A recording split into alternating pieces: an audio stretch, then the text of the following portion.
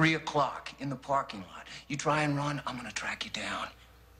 You go to a teacher, it's only gonna get worse. Welcome to the Inland Sports Show. Your leader in sports in the Inland Empire. The Riverside. Now, here are your hosts, Pep Fernandez and Jeff Gorham. Today is the day. We're talking about Manny Machado's Dodgers home debut tonight against Milwaukee. Jeff Gorham, Greg Holla, I'm simply Pep Fernandez. We are thrilled to be here on a Monday. Listen, no one else would roll in on a Monday. Coming off a long weekend, we are fired up. We got the coffee going. We're feeling great. It's a big weekend of sports, Jeff. We're going into a big weekend, too, with our first official NFL game. I know it's preseason, but it's still a real, live, breathing NFL game. Welcome to the Inland Sports Show on Fox Sports IE, 1350 AM. Jeff, a lot of baseball and a lot of NFL to get to on today's show, including your boy, Manny Machado. Manny Machado's Mannywood 2.0. We saw it the first time Manny came to town, and I'll tell you, this might be bigger because now, if you didn't know, Pep, the Dodgers are the favorites now in Las Vegas, slightly over the Houston Astros. No. So, yes. What do you mean slightly over? To win the World Series? They're the slight favorite as of today, became the favorite to win the World Series and added because of Manny Machado. Really? Yes. Because listen, nothing against the Dodgers. I think they're great. I think they're fun. Kike Hernandez is like my new favorite player. But the Astros, definitely the Red Sox, probably the Yankees, maybe even the Mariners and A's, still might be better than the Dodgers right now. Whoa. I'm sorry. I feel like a wet blanket over here, just drowning out all say you guys. Did you say Dodgers, the A's? You might not get Maybe. into heaven. No. I'm sorry, Tommy Lasorda. Yeah, that's Apologies. bad. The A's, though, like you said, the whole American League West, you go with Houston, Seattle, and Oakland. Oakland is really the best team right now in that division, or in the West. They're 6-4 in their last 10, but They've won like everybody 27 of their last 37. They're like Yeah. the best team in baseball in the last month or so. Yeah, they're 17-6 their last 25 games. The Angels had a pretty good little run. They picked up 2 on Seattle over the weekend. The Angels right now are the second best team in the last 10, right behind Oakland, 5-5. Everybody else is 4-6. They got a lot of work to do, though. They've got an uphill battle. Meanwhile, the Dodgers, hey, if you ask me, I still feel like they're the favorite to win the National League pennant. I still feel like they're going to make it to the World Series. But over in the American League, man, there are big-time teams looming out there. Red Sox have the best record in baseball. They're 40 games over 500. The Astros, loaded. If they can get healthy, they're going to be tough to beat once again. Yankees are good. Look out for Seattle. Oakland's come from out of nowhere. The American League is like the Western Conference in the NBA. Everybody's good. There's so many good teams. Hey, before we move on with the talking about my Angel talk, how about Francisco Arcia? Who's that? Hey, are you I kidding know me? who he is. He broke a major league record, 10 RBIs in his first 2 games as an Angel, and our guy Trent Rush was on the call. How incredible is that for a guy just coming into the major league? Unbelievable. Great start for him. Obviously, they just traded away, what was his name, Maldonado, the catcher Yes. for the Houston Astros. So, Martin Maldonado. yeah, who didn't have a great bat, but he could sure play that defense behind the plate. So they had to find somebody, and that's pretty cool to see him step up in a big way. A lot of Dodgers, a lot of Angels coming up on the show today, and LeBron James talking for the very first time, and we'll also take a tour around the NFL training camps. Lots of news going on there on the gridiron. It's all brought to you by our good friends at Spoiled. Quick quality oil change. You can spoil yourself in your car. Go get your oil change. Everyone's got to do it anyways. Might as well enjoy that experience. It's nice and air conditioned. They got coffee, great customer service. It's unbelievable. It's Spoiled. Quick quality oil change off of Alessandro Boulevard off the 215 freeway between the Riv and Moreno Valley. You know what, Pep? They got comfortable seats, but you can't get too comfortable because by the time you get just right, your car's already done. Greg, no lie. I walked in one day. I shook some hands. I kissed some babies. I found a nice spot on the couch. I think they had like HGTV on the TV, and I went to sit down. And they said, Mr. Fernandez, your car's ready. That's the only problem, but it's a great problem, right? It's a great problem to have. I couldn't even sit down and enjoy a little HGTV and a little sip of coffee. I was AC. back on the road again.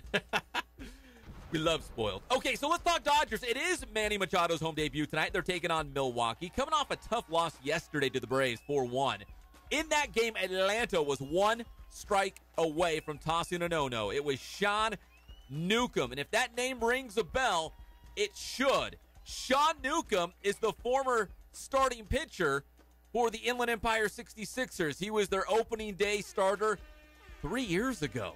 But he was in that big trade with the Angels and the Braves, the trade that brought Andrelton Simmons over to the Angels. He was that big piece in the trade going over to the Atlanta Braves. He turned out to be pretty good. One strike away from tossing a no-hitter. The Dodgers lost that one, but a great outing there by Sean Newcomb. In fact, if you're watching us live and amplified right now on the channel, I'm going to punch up a picture of Sean Newcomb wearing that number 31 for the Inland Empire 66ers, looking good, the big, tall lefty. But, hey, Jeff, as we always say, you've got to give up something if you want something in return. The Angels knew that Andrelton Simmons was going to be a star, and the Braves probably knew that too, and that's why they wanted somebody great in return. That's why they got Sean Newcomb, former 66er, former Angels prospect. Yeah, it worked out for both guys. I mean, you look at what Newcomb did. That was an impressive game there, but my favorite guy of the Angels, Andrelton Simmons, you couldn't ask for a better player, better glove in that infield. So both teams made out pretty well on that one, Pat. Yeah, they both won. Yep. In hindsight, it was a great deal for both sides. The Major League Baseball trade deadline is coming up tomorrow as we continue our Inland Sports headlines. And guess what? Bryce Harper is still not a Dodger, Jeff. No! You've got Dodger blue on. Greg Holla's got Dodger blue on. I know you guys are totally on board. Something could happen in the next 24 hours for the Dodgers, but as of right now, Bryce Harper. In fact, there's not even a little bit of scuttlebutt out there about Bryce Harper coming to the Dodgers. Yeah, nothing else was, I think it was just to see if there was any talk. No talk, but there are some big names that are out there. Andrew McCutchen of the San Francisco Giants might be on the block after coming over this year. Yeah, you know what? He only came in for one season. And the Giants, who are, I'll say, within striking range of a playoff spot, I wouldn't say they're one of the better teams in the National League right now, but it sounds like they're going to be a seller, not a buyer, come trade deadline. They might get rid of him. They have a starting pitcher named Derek Holland, who's a pretty solid starting pitcher in baseball.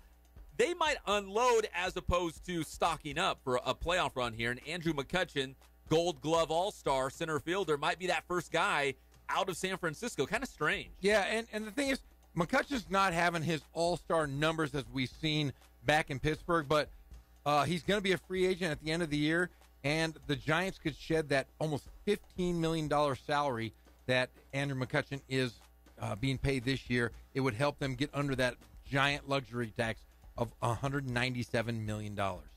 Going back to the Dodgers, they have been linked to a bunch of different relief pitchers around baseball. There's some guys in Tampa Bay. There's some guys in Texas. A lot of these teams who are on the bubble or already know they're going to have a losing season, they kind of put their guys out there, right, on the trade block and say, these guys are available. Well, the Dodgers are being linked to a bunch of different pitchers, bullpen guys, but nothing has happened as of yet. The trade deadline is tomorrow. I think the Dodgers, listen, the big move was Manny Machado. It doesn't get any bigger than that. I still feel like they're going to make a move or two, but it might kind of fly underneath the radar. It might not seem like a big deal, but nothing really does now that you got Manny Machado. Yeah, they just need, I think the Dodgers need that left-handed pitcher. That's what I think they're missing. I think if they get that left-handed pitcher, that, being the perennial favorite now over the world champion Astros, that would put them even further ahead and give them a momentum and confidence going into the playoffs if they make it. Well, Carlos Correa, the all-star shortstop for the Houston Astros, he's out with an injury. Jose Altuve just went to the disabled list. So maybe that's why Las Vegas is changing the odds all of a sudden, because the Houston Astros are a little banged up. But once they're healthy, they're still, I don't even say the team to be, but one of the teams to be, because I think Boston is that team right now. Houston right there is a close second. Best in baseball. Yeah, Boston's playing phenomenal.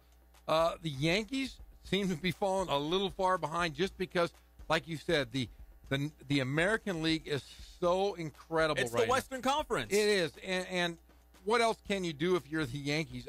You can't go out and get a slugger because you have so many in line. They just hope that Aaron Judge can come back. And, they're 5.5 games back of Boston. We were talking 3 weeks ago, they were neck and neck. Now 5.5 up. And I'll tell you, the American League East is the only division that I look at and I go, there's only two defenders. The rest of them are pretenders. Tampa Bay, Toronto, and Baltimore are all pretenders in that division. Well, the Angels look like they're going to be pretty quiet going into the trade deadline. There might not be a whole lot of movement with the Angels, but we'll keep an eye on that. The Halos are actually off tonight. No Monday night game for the Angels. They will be on the road at Tampa Bay come Tuesday. Nearly had a sweep of Seattle. That would have been huge for the Halos, playing their interdivision rival, Seattle, who right now is holding on to a playoff spot. They lost 8-5 yesterday after giving up 7 runs in the first inning. I got on my phone. I was checking the box score. The game had just started, and I refreshed it, and it said 7-0, Jeff. And I'm like, this cannot be right. There's no way. I just checked the score like 5 minutes ago. And what the starting pitcher for the Halos lasted, one out, I think, before he got yanked. 1 out. But the good thing is, you looked at that offense. They put up 20 runs in 3 games versus the Mariners. In their wins, they put up they won 11-5 and 4-3. But the biggest problem has been, like you said, has been that starting pitching and that middle relief. Even with the big leads that the Angels had in the 2 wins, they still were giving up runs late in the game. Yeah, unbelievable. It was a big day for the Angels on Sunday, even though they couldn't finish off that sweep against Seattle. But we did watch Vladimir Guerrero go into the Baseball Hall of Fame in Cooperstown, the class of 2018. That was pretty special. Later in the show, we're going to go ahead and look at the class of 2019. Who are the big baseball names that have a real shot of going into the Hall of Fame next year? Yeah, and the Hall of Fame, I think next year, we're going to talk about this. It could be a very, very small class. No, Jeff, I think you're exactly right. I don't want to say too much right now, but I think you're right. There's some really good players that won't get in. Not great players. Not great like Vladimir Guerrero great. But there's some good players. We might only have a Hall of Fame class of maybe 2 guys. Hey, and think of it this way. There are also some great players on that list that aren't going to get in because the Baseball Writers of America are still not going to put them in. The only way those great ones are going to get in is if after that 10-year window is closed, they will be brought in on special circumstances. Yeah, they have that special, what do they call it, like the Modern Era Committee where they take, I think Alan Trammell was one of those guys. Jack Morris was one of those guys. So they bring them back in this quote-unquote Modern Era Committee at Cooperstown, reevaluates guys. But here, we're going into an era now where the steroid era guys are coming up for voting on the ballots. I mean, it's already starting to happen with Barry Bonds and Roger Clemens. Sammy Sosa's not anywhere close to getting into the Hall of Fame. He's not even on the list. I mean, I think he had like 7% last time. So we'll take a look at what the class of 2019 might look like for baseball's Hall of Fame. Speaking of Hall of Fames, we finally have answers why Terrell Owens is skipping the Hall of Fame ceremony for the NFL this week. And it's not because of my conspiracy theory. I thought because T.O. would be in an NFL training camp somewhere, or at least in Canada playing. That's not the case, Jeff. He's a little butthurt. Of course he is. Is it because he wasn't voted in the first ballot Hall of Famer? You're darn right. Oh, that's typical T.O. We've seen T.O. in every aspect of his career. It has always been me before team, and right now he's showing his true colors. I know he made the cool vans for the other Hall of Fame recipients, but not good enough if you are a fan of football, and I applaud what the NFL is doing by sending him his jacket Saturday morning rather than the night before as he gives his speech to his college rather than with his peers of the NFL. Is that what he's doing? He's going to his college? He is going to his college. He will be giving his speech from the college. I like the NFL is not going to, they will mention him, but they're not going to go in depth. They will say that he's part of the class, but that is it. He's going back to wherever he, Tennessee, Chattanooga, or wherever he played. Yeah, I think that's right. That sounds right. And he's going to give a speech to his friends and family there. That's the most T.O. thing. You know, T.O. on the way in and T.O. on the way out. Like, some things never change. It's still all about Terrell Owens. Dude, just because you didn't go in on the first ballot, how are you going to turn your back on the greatness of all of the other NFL Hall of Famers? It's like a slap in the face to everyone else who's in the Hall of Fame. Yeah, and if we, I'd love to go through the list of first ballot Hall of Famers in the NFL, and that list is very short. And I wouldn't put Terrell Owens in the top 5. And I believe there's only 4 or 5 wide receivers that were first ballot Hall of Famers, I wouldn't put him in my top 5 of all time. See if we can come up with that list. I think Jerry Rice is obviously a no-brainer, right? Yeah. Tim Brown? I think Lynn Swann was part of that. Swann. I don't know if Sterling Sharp would be on that list. The guy from Seattle.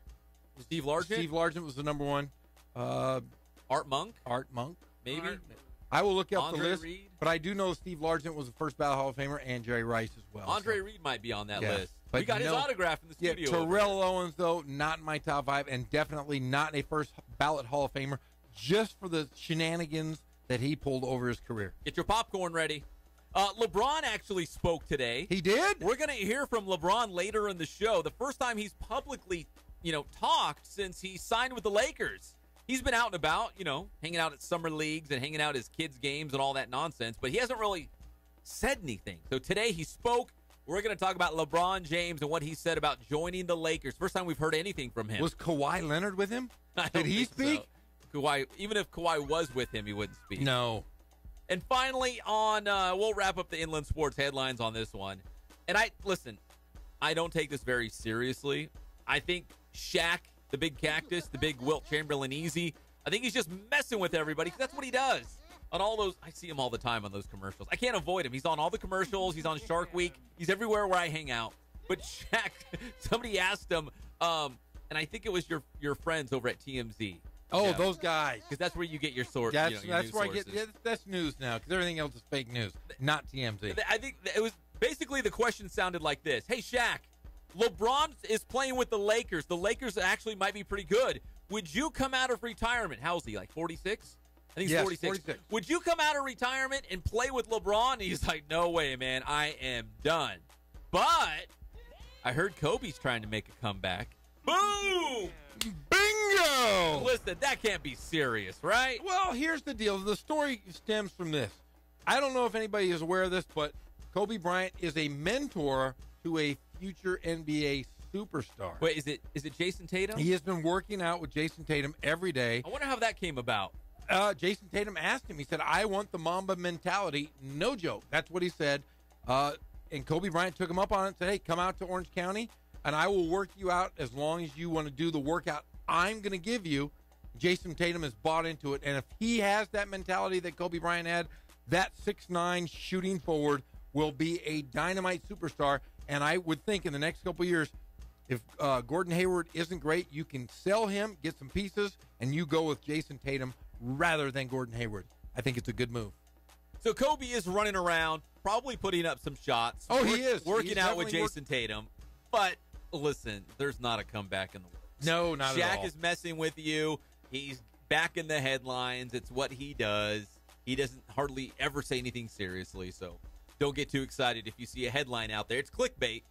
Shaq says Kobe coming back to Lakers. Don't click on it. It's the same people who told you, Tom Brady's going to retire. He's in Qatar with his wife, and he's not coming back to Patriots camp. It's all lie. It's all phony. It's fake news. We're brought to you by Ken Sporting Goods. More than 40 years in the Inland Empire, providing you with all of your sporting gear needs. And they can do Letterman's jackets as well. If you go to Ken Sporting Goods, you can get baseball bats, helmets. How about a whole uniform for your team? They can do that too. KenSportingGoods.com is the website. Please visit them off the 15 freeway in Norco. There has been a trade in Major League Baseball, Pep, within the last 5 minutes. The Astros. Wait, hold on. Let's tease it. All right. Let's do the deep tease. The Astros. That's all I'm saying. Oh, the Astros. No. The Astros. They're back on top of the Vegas Vegas rankings after this one. We love talking about the Major League Baseball trade deadline. It is coming up tomorrow, but there could be some moving and a shaking going on today. The Astros are involved. I don't even know what this trade is. Jeff's going to inform all of us when we come back on your favorite show, the Inland Sports Show on Fox Sports IE, 1350 AM. If you don't say you love the Dodgers, you might not get into heaven. Shaq, let's just say that a snake bit your mom right up here, right in the chest area. Would you be willing to suck the venom out to win the title? No, but I will with your wife.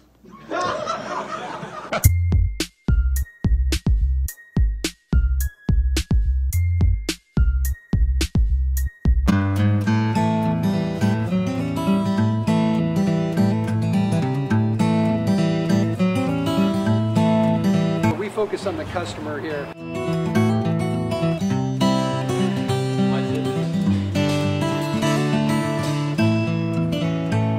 Believe it or not, that is the biggest thing for customers on an oil change. They just want the convenience of coming in, driving in, getting it done, and driving out.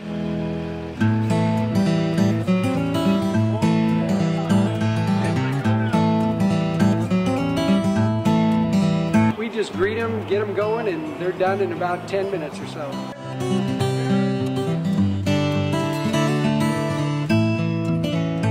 We don't push any sales on them. We do the oil change, and I think that's what sets us apart is our customer service. Vacuumed and cleaned your windshield for you as well. Everything's looking pretty good. You come into us one time, believe me, we'll spoil you and you'll be ready to come back the next time.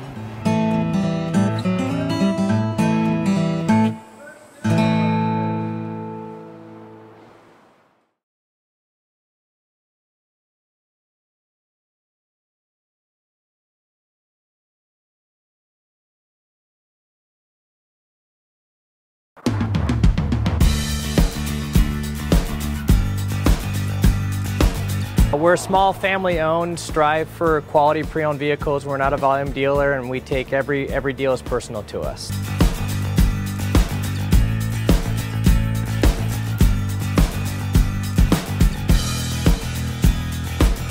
We're a low-stress environment. We're not a pressure sales house. If you want to shop us, you're more than welcome to shop us. We have, like I said, great rates, competitive financing, a lot of one-owner, clean Carfax, clean title vehicles. As you see, we have Carfax everywhere. That's most important to us, to educate our customers before they make a purchase.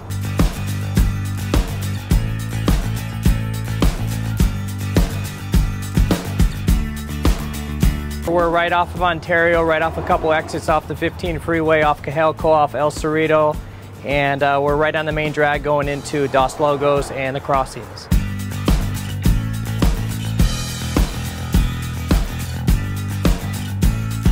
We have great financing, we have great lenders that we're using. We do buy, sell, trade, cash for your car. Whatever we need to do to help accommodate the customer, that's what we're here for.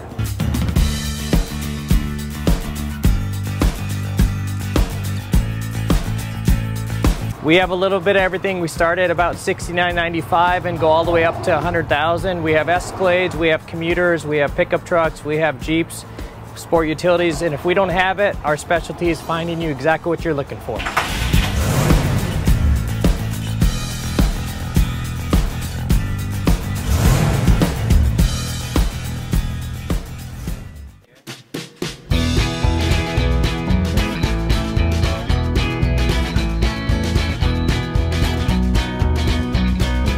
Thank God, first of all. I thank the great people that I've got around me that help support me, the people that work for me. As I started, if it wasn't for the people around me, we probably wouldn't be here right now, but I've got a great staff. I've got great people that do stuff for us outside the store, and we've been very, very fortunate.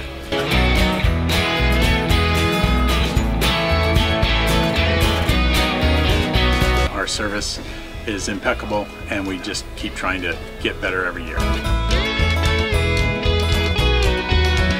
We can do online stuff for your teams, as well as, like I said, the screen printing, the embroidery. We also have 3 women that do extra sewing for us, like tackle tool on uniforms, or the bling or rhinestones for different shirts for the ladies. That's why we have certain racks just for certain schools, and the fun about that is that it turns into other schools that may come in here that aren't as close, that we can do stuff for them as well. We've had very, very good customers throughout the years, and it's just been a blast.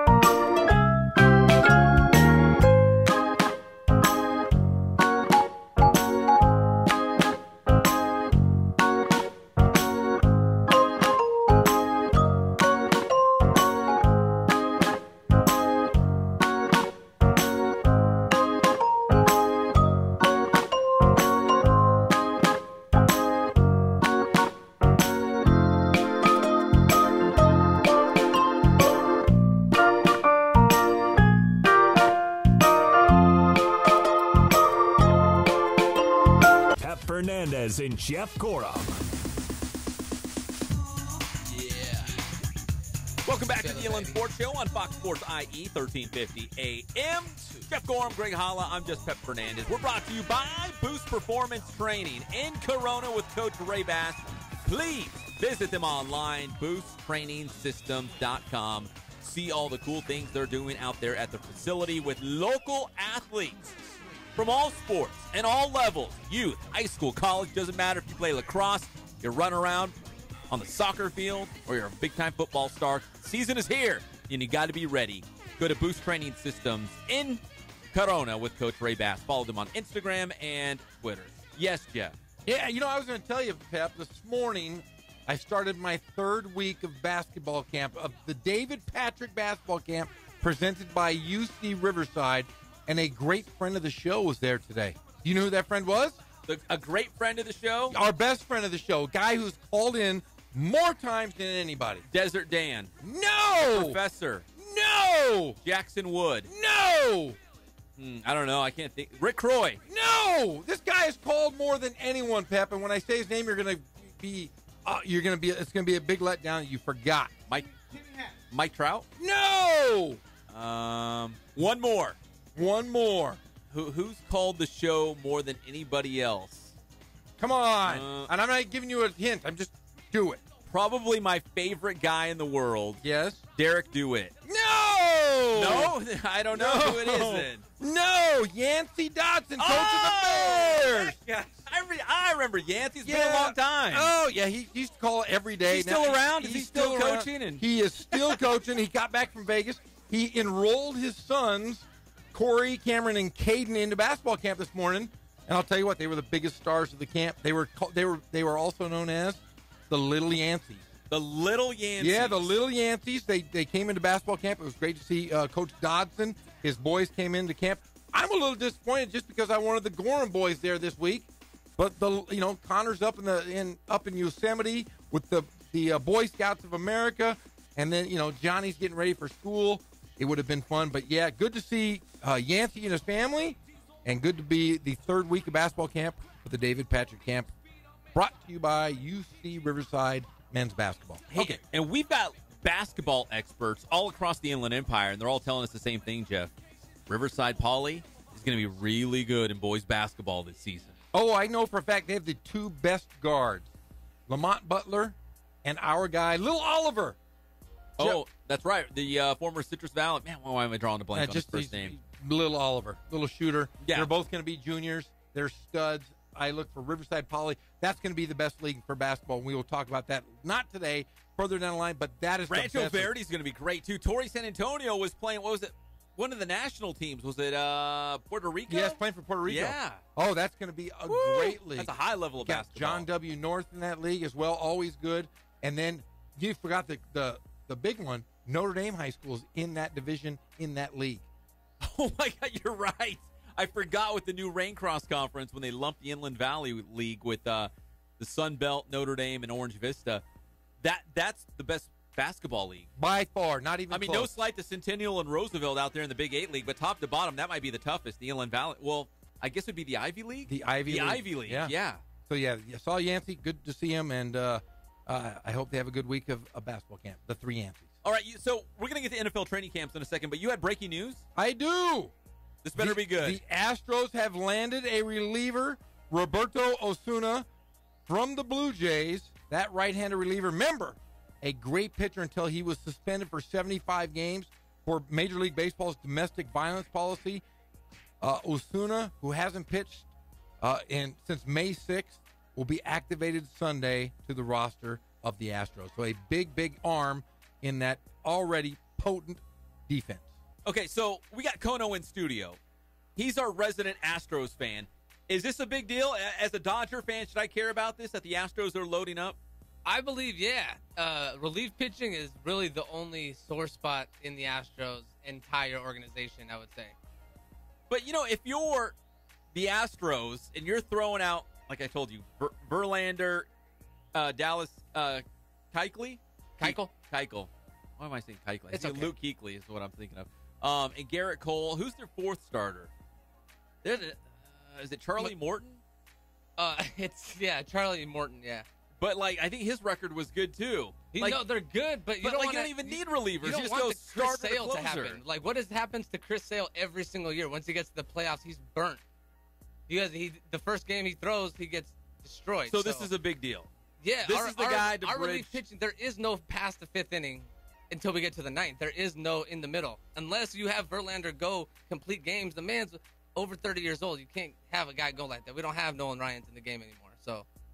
All right. Well, I guess it's a big deal, Jeff. Thanks for that breaking news. I guess if you're an Angels fan, that's just more separation with Houston at the top of the division.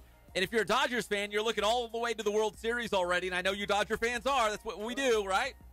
Then you better watch out because Houston's ready to come at you, bringing some big arms in. Well, it's because of the Yankees. The Yankees are stocking up on pitching because they already have the hitting. And I'm guessing that's the one. We're not really worried about the National League, to be honest. There's no real team in the National League. No, but that's true. It is all about the American League. There's 2 teams in the American League East that can have a better record than the entire baseball. So. What are the Dodgers, like 10 games over 500? Something like that? Something. Boston like is over 40 games over 500. Right. The Red Sox are unbelievable this season. Dodgers are 12 games over 500. Oh, I sold them short. I apologize. 12 games over 500. Boston's like 41 or 42 games. 41 over. 41? Okay, so... it's an upswing. It's an upswing right now. They started hot, hit a valley, and now they're on the upswing again. So, oh yeah, the Mets. they're only 15 games under 500. Yeah, well, you win some, you lose some. That's baseball. Or you lose more. You lose a lot more. Remember, for like the first, I'd say 2 weeks of the baseball season, were great. They were the best. Yeah, the best in the game. Well, your future also broke his hand in Tim Tebow. You know that, right? He's out for the season. He was going to get called up in September. I think not only did he earn it, but the Mets needed him to keep them relevant, right? Did he break a bone in his hand swinging? Is that what he did? He's so strong. Right. He swung it swinging. Don't besmirch the name. Like 5-year-olds. That's what 5-year-olds do because their hands aren't strong when they turn over. Oh, he's strong. Are you calling Tim Tebow not strong? I'm saying his little Hey, he's a Heisman Trophy winner. How many Heisman trophies do you have? Exactly, my friend. Don't ever besmirch the name of Tim Tebow. Ever in this room. We all love Tim Tebow. You like Tim Tebow? I love Tim Tebow. So do I. Why wouldn't I? Greg does too. Guess what? What? We are all bigger than you.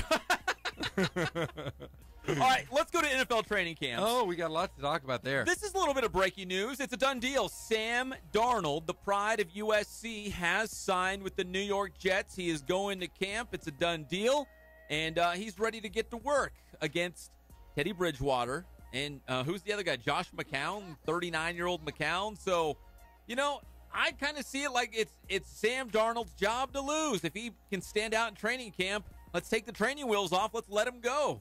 Yeah, you might as well. I mean, think of it this way. They gave him a $20 million signing bonus. He signed for 4 years, $30 million, mostly guaranteed. Here's a little funny fact for you, Pep. Sam Darnold was one of 2 guys left that was unsigned out of 256 players drafted. 255 have signed. There's only one unsigned player. That's the Bears' Raquan Smith. You know why he hasn't signed, Pep? I have no idea. Because he's going to get guaranteed money as well, but he wants it, if he is trying not to sign until the helmet contact rule is changed, or that the Bears will pay his fines when he hits helmet first, and it won't come out of his guaranteed money. Oh boy. That is the sticking point of everybody that signed. Only one guy is unsigned because he doesn't want to pay out of his own pocket when he hits guys with his helmet. Yeah, I don't know if that's a battle I want to fight. I have, for a guy who has not even made it into the NFL yet, and he's already saying, "Oh, yeah, I'm going to lead with my helmet." So yeah, I'm going to go in like a missile. So you guys got my back. If you're going to pay for it, then I'll sign. But if not, it's not coming out of my guaranteed money. And that's the sticking point. Let's not. He hasn't even got into the league yet. Let's not even go down that road. Okay, so Sam Darnold's in camp with the Jets now. It's a done deal. He signed. Meanwhile, in Arizona, the Cardinals head coach came out and said that Sam Bradford is the starter. Make no mistake. Sam Bradford is the starter for the Cardinals. It's his job to lose. So Josh Rosen is going to have to push him along, and I think Sam Bradford's deal is only like a 1-year contract. So maybe they're giving Josh Rosen a 1-year window to kind of I don't know, learn from Sam Bradford, learn how to stay healthy from Sam Bradford. How do you stay healthy when a guy can't even get off the bench? No, he Sam can't. Bradford will not be the starter. He's the most awkward-looking guy in a football uniform. Sam Bradford. He walks not like Josh Rosen. Josh Rosen looks like a quarterback. Sam Bradford does not look. He looks like a scarecrow that, like, you know those pads you'd have in your shoulders from the 80s? Like Yes. women had them in their shirts and their jackets. Yeah, I had those. It's like a scarecrow stuck those pads in their shoulders, and that's Sam Bradford walking around. Yeah. Yeah, Sam Bradford will not. I don't care what anybody says. Josh Rosen will be your starter. It's got to be, right? He has to be. Sam Bradford moves like me. He moves like my aunt. My Aunt Ann. He moves a lot like her. He has hips and knees like my aunt, and she might as well be put down like an old German Shepherd. She has she's got hip dysplasia. Hey, no offense to my Aunt Ann, but she has hip dysplasia. She listens. That's the weird part. She knows she might be put down. Sam Bradford, though, needs to be put down and sent to the glue factory because he can't move. Yep. Well, one other quick football note. Yep. I love my aunts. Not me. Not me. At Glue factory. At Raiders camp. This goes out to everyone in Colton listening right now. The pride of the Raiders. Colton, we got you. Oh, Colton, we got you so big time. Derek Carr is in camp, and he looks great. It's his 5th year in the silver and black. He's got a new toy to play with. His name is Jordy Nelson. And they asked him about Jordy Nelson, who just came over from the Green Bay Packers. And they said, how does he look? He said, Jordy, one of the fastest guys on the team. I can't believe we got this guy. So now you got Jordy Nelson on one side, Amari Cooper on the other. You're going to have a great defense. The Raiders are going to be awesome. I can't believe I'm saying this. The Raiders are going to be great. Yeah, they're going to be really good. I know they're on the station, but stop it. They're a hot mess. They are a hot mess. They're all good, man. They're up there in Napa. They're surrounded by, the vineyards. A lot of money. No more than 7 wins, Pep. No more than 7 wins. Sharice Wright is up there to hunker down that defense. Now, they're going to get Khalil Mack signed. Khalil Mack and Sharice will lead the D. Then you got Derek Carr, Jordy Nelson, and Amari Cooper. The coaches. Hey, Gruden's going to have to give back his $10 million from his first year. Negative. Yeah, maybe 8 wins, top 7. I'm going for. No way. Hey, what's the name of the guy who's the head basketball coach at Riverside Poly? Fancy Yancey Dodson. Oh, he's texting me. He was a little sad. I forgot about him. Oh. Coach Dodson. I'm messing with you, Coach. So funny. Hey, when we come back, let's talk some high school football. We're talking football every single day here on the Inland Sports Show. When we come back, we're going to take a look at the Citrus Belt League. There's a lot of good teams. And, Jeff, I am on the verge. I'm feeling bold enough today to make a very, I don't want to say outlandish prediction. But you're always outlandish. But I'm going to go way out there on this prediction and say there's a good chance. I'm feeling very confident that we're going to have several CBL teams win a CIF title. I'm going to go out there. I'm going to say it. I will give you the details when we come back. It's your favorite show, the Inland Sports Show on Fox Sports IE, 1350 AM. Mr. Madison, what you just said is one of the most insanely idiotic things I have ever heard. At no point in your rambling, incoherent response were you even close to anything that could be considered a rap. How you guys doing? Coach Bass here. We're back at the BPC. Wanted to share with you guys what we're doing today in the gym. Today is all about backward movement. So if you're a football player, lacrosse player, soccer, basketball, any sport that requires backward movement, this drill's for you. Come check it out. So what the athletes are doing here, they're doing a back lateral run. So what I'm looking for here is I want their head back, all right? They're gonna hit a lateral run, they're gonna hit a quick transition. So this is a 90-degree cut. So on all of our 90-degree cuts, it's a single foot cut. What I'm looking for is just a nice and fluid lateral run with their head looking back. They're gonna dip that inside shoulder, make a nice, crisp and clean cut. They wanna stay on a tight rope, and they wanna accelerate out of it. So this drill here, it's very similar to the last drill that we just watched. Now we're hitting our lateral run, and we're going at a 135-degree angle. So we're taking it up a notch, we're increasing that angle. So now we're still getting that single foot cut off the inside edge of our foot, and then we want to decelerate at the cone. So again, we want to make a nice and sharp transition. We want to dip that inside shoulder, we want to decelerate. So that's our boost training tip of the day. Thanks for checking us out again. And make sure you stay up to date with everything that's Boost. Check our schedules, check our videos at our website at www.boosttrainingsystems.com. Check out our Twitter at Boost_training and our Instagram at Boost Training. Grind hard, stay solid.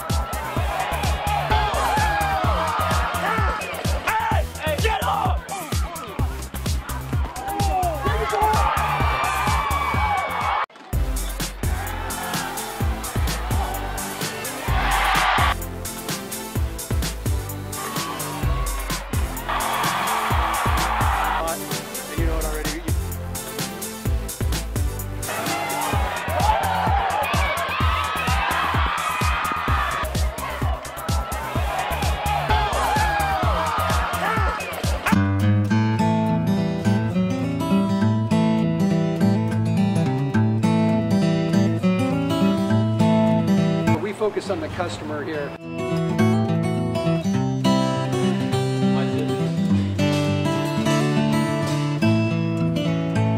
Believe it or not, that is the biggest thing for customers on an oil change. They just want the convenience of coming in, driving in, getting it done, and driving out.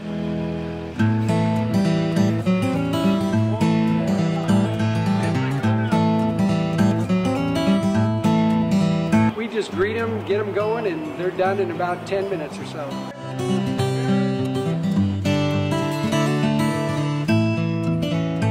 We don't push any sales on them. We do the oil change, and I think that's what sets us apart is our customer service. Vacuumed and cleaned your windshield for you as well. Everything's looking pretty good. Come into us one time, believe me, we'll spoil you and you'll be ready to come back the next time.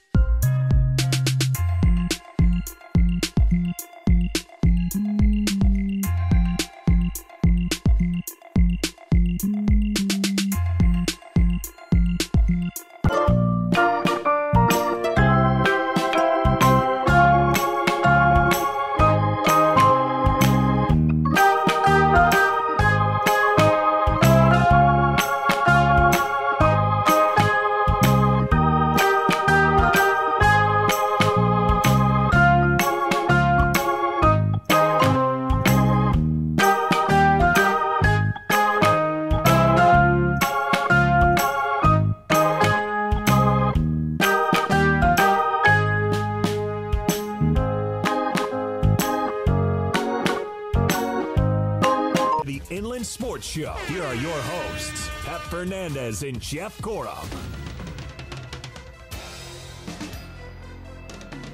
Go make yourself a quesadilla. Shut up, Pep.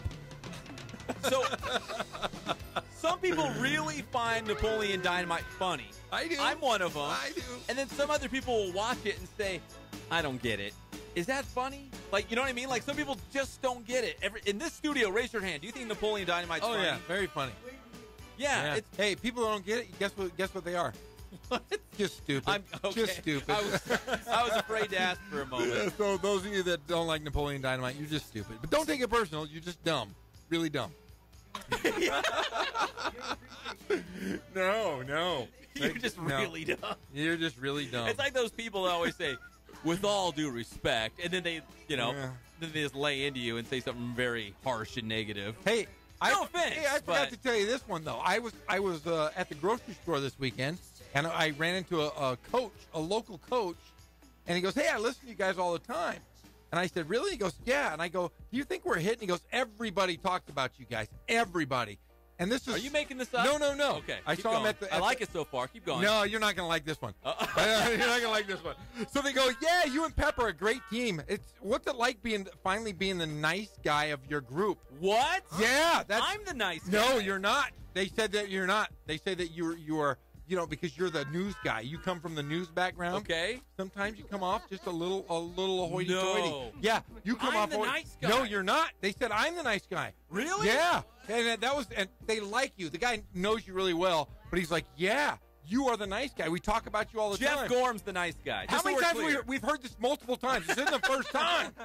You're kind of a jerk, Pep. I'm the jerk? You were the jerk of the group. Man. Yeah. You think of like Dean Martin and Jerry Lewis. Okay. You've become Dean Martin. Is he the jerk? Yeah, kind of the jerk. I'm the nice guy. I'm the funny, goofy guy. I'm the lovable guy. When we get to the commercial break, I want all the juicy details. Where were you? Who was this person? What exactly did they say? Well, it's a coach out in Temecula. That's your only hint until the break. A football coach? He's both. He's coached both. Oh. Yeah. And he said that, we were talking about it. You're the nice guy of that group. I'm like, wow, thanks, guy. Keep listening. Okay, let's go on. Oh, hey, we made a pledge. We did. We made a pledge to talk high school football, every single day for the rest of our lives, or was that just through football season? Every day of our lives. Let's do it. Can we just every day of our lives. Make an accord every day? We're going to talk high school football. I'm going to call you on Saturdays and Sundays, and we're just going to talk shop all the time. 24 hours a day, high school football. Yes, so there's our pledge. So Coach Lunsford, heard he's getting his new uniforms at Ken Sporting Goods. What do you think about that? What do you think the Wildcats will look like this year? I think that's true, actually. I saw the helmets. They're really nice. I think that is true. Right, go ahead. We're brought to you by Catalano Motors in Corona off of Temescal Canyon Road. Listen, at Catalano Motors, you're going to save $500 when you mention the Inland Sports Show. And you guys know they have weekly specials, and you're going to save thousands of dollars already. So then you mention the Inland Sports Show, and you get another $500 off. Woo! You can't beat it. You're going to have so much extra money. You're going to take these big-time vacations. You're going to buy a big trampoline for the backyard. At band camp? You could send your kids to band camp. You could do all sorts of things. Sailing camp like Jeff Gorham. Yeah. But only at Catalano Motors. If you go anywhere else, you're going to be wasting your money. Go to Catalano Motors in Corona. It's off of Temescal Canyon Road. And visit them online at CatalanoCars.com. All right, back to our pledge. So we're talking high school football, and every day we're going to look at a different league. Right now, let's take a look at the Citrus Belt League. In fact, I think I'm going to go to a Cajon practice later this week. Check out the Cowboys coming off a CIF title in Division 4. Made it to the state championship game. Jeff, now they are in Division 3. And I would say, in my humble estimate, the team to beat in Division 3 for the title. You think so, huh? Well, yeah. I mean, they should be Division 2, if not Division 1. They're that good. I think they're going to make a run at D3. They've got the best quarterback in the land, and I mean the entire country, I think. Most athletic. And they've got Darren Snapper Jones, right? Isn't that the 6'8" lanky wide receiver? Yeah, Darren Jones. He is a stud. I mean, we've had his coach in there said he is NFL ready as a high school player. Well, you can't coach height, right? I mean, if you're a 6'8" wideout, and you can just throw fades to the back of the end zone. And you can jump, have good hands. He's a basketball player, too. He can really jump up there. I mean, it's hard to defend that. If you're going up against a corner who's, 6 foot? Let's just say 6 foot. There's no way. Jaden Daniels is going to find a way to get him the ball. He's going to put that ball up in the air and let him go get it. So it's like you chasing me on a route. Oh. So here's what I wanted to say that's very bold. I think the CBL will have at least 3 teams playing for CIF championships. How much are they paying you? Nothing. Wow, that's a bold statement. This is just from the heart. Yeah. Just because I'm the nice guy on the show. This can endear you to the fans. You will not be the jerk anymore. You'll be like the lovable guy. It's just because I'm a nice guy. I'm the nice guy on the show. So think about think about this, though. Cajon in Division 3, right? They're one of the favorites. They have to be. Okay. Ukaipa in Division 4. Ukaipa's going to be really good again. They got that quarterback I like. Keo McChesney's back. Keo McChesney runs around like a maniac and makes perfect passes, great decisions. I love that guy. He's back, and he's good. So you got Ukaipa in Division 4. How about Kurt Bruick in Citrus Valley in Division 7? Now, I don't know. Listen, Citrus Valley is going to be better, but how quickly will the Blackhawks get better? They're in Division 7. I got a feeling they're going to be a contender right off the bat. So there you have Citrus Valley in D7. That's bold. It is, right? That's very, very bold. I wouldn't put that kind of pressure on them. So I'm not going to say they're going to win it this year. Because I'm the nice guy. You are the nice guy. I like Coach Bruick, but I'm going to be really nice and honest. I hope they do well in his first year. Then you got Rich Lunsford at Redlands East Valley. They are Division 2. Today's his birthday, by the way. It is? Yeah. You didn't say happy birthday. Hi, Coach Lunsford. Happy birthday. See, that's why I'm the nice guy. Oh, Jeff. Yeah, he's only a young guy. But listen, Rev's loaded. They got a lot of guys back. They got their quarterback back. They've got a lot of great receivers. Division 2's tough. I mean, we're talking about the heritages of the world. I think Upland's Division 2 as well. Division 2 is going to be a battle. Throw in Norco. It's not going to be easy, but Rev's got some guys. Do not be surprised to see Rev make a move in Division 2.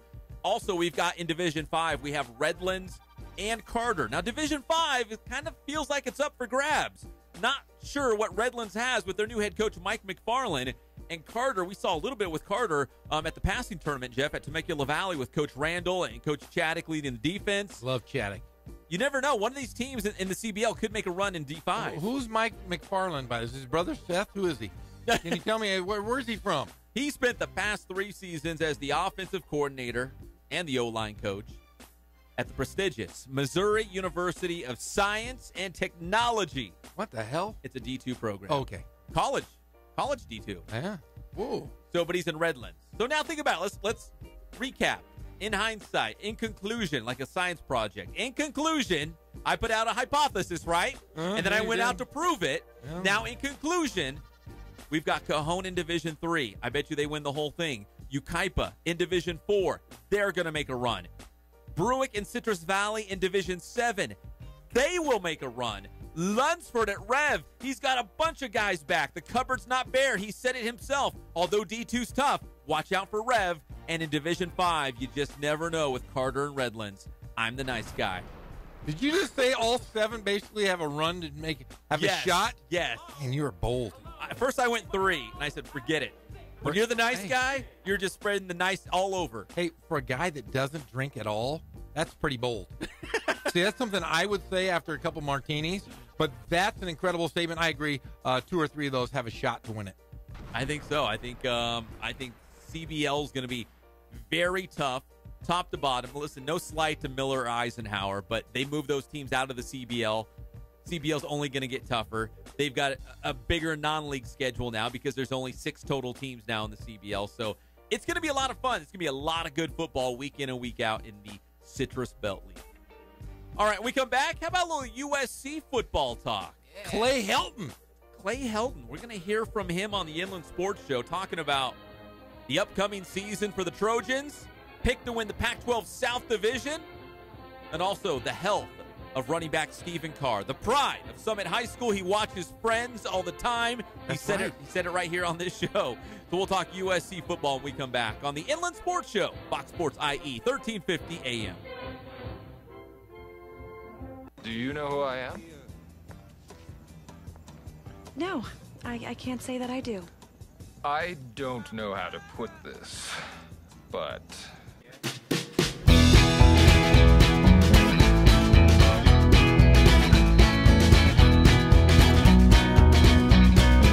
Thank God, first of all. I thank the great people that I've got around me that help support me, the people that work for me. As I started, if it wasn't for the people around me, we probably wouldn't be here right now, but I've got a great staff. I've got great people that do stuff for us outside the store, and we've been very, very fortunate.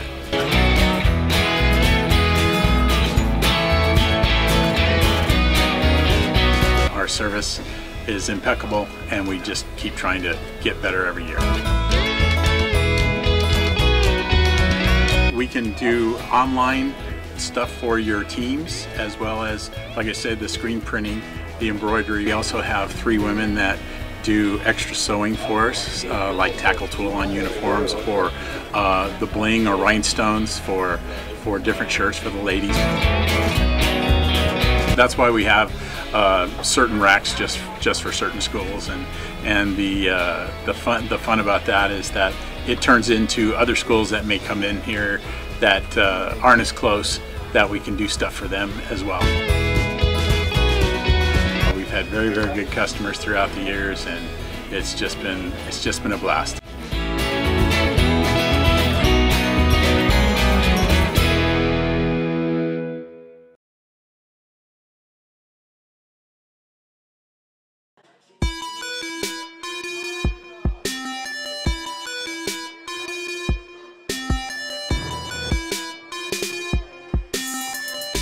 I played once upon a time at Centennial High School. I was actually on the first ever CIF championship team back in 2000, and then my senior year we won it again.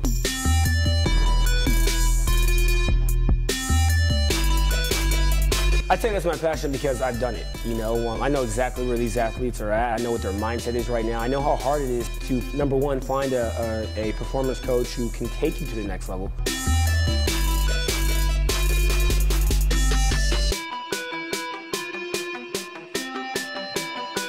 What sets us apart has to be, you know, how we work with our athletes and what we know.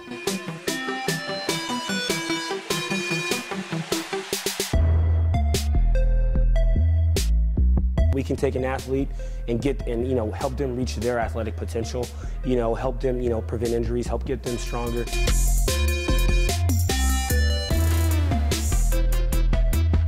I know every single athlete who steps into this gym. I know exactly where they're at, and I'm going to progress them every week. If you're not getting results, then, you know, really what's it about? We're going to deliver something that's measurable, you know, in terms of speed, power, you know, strength, agility.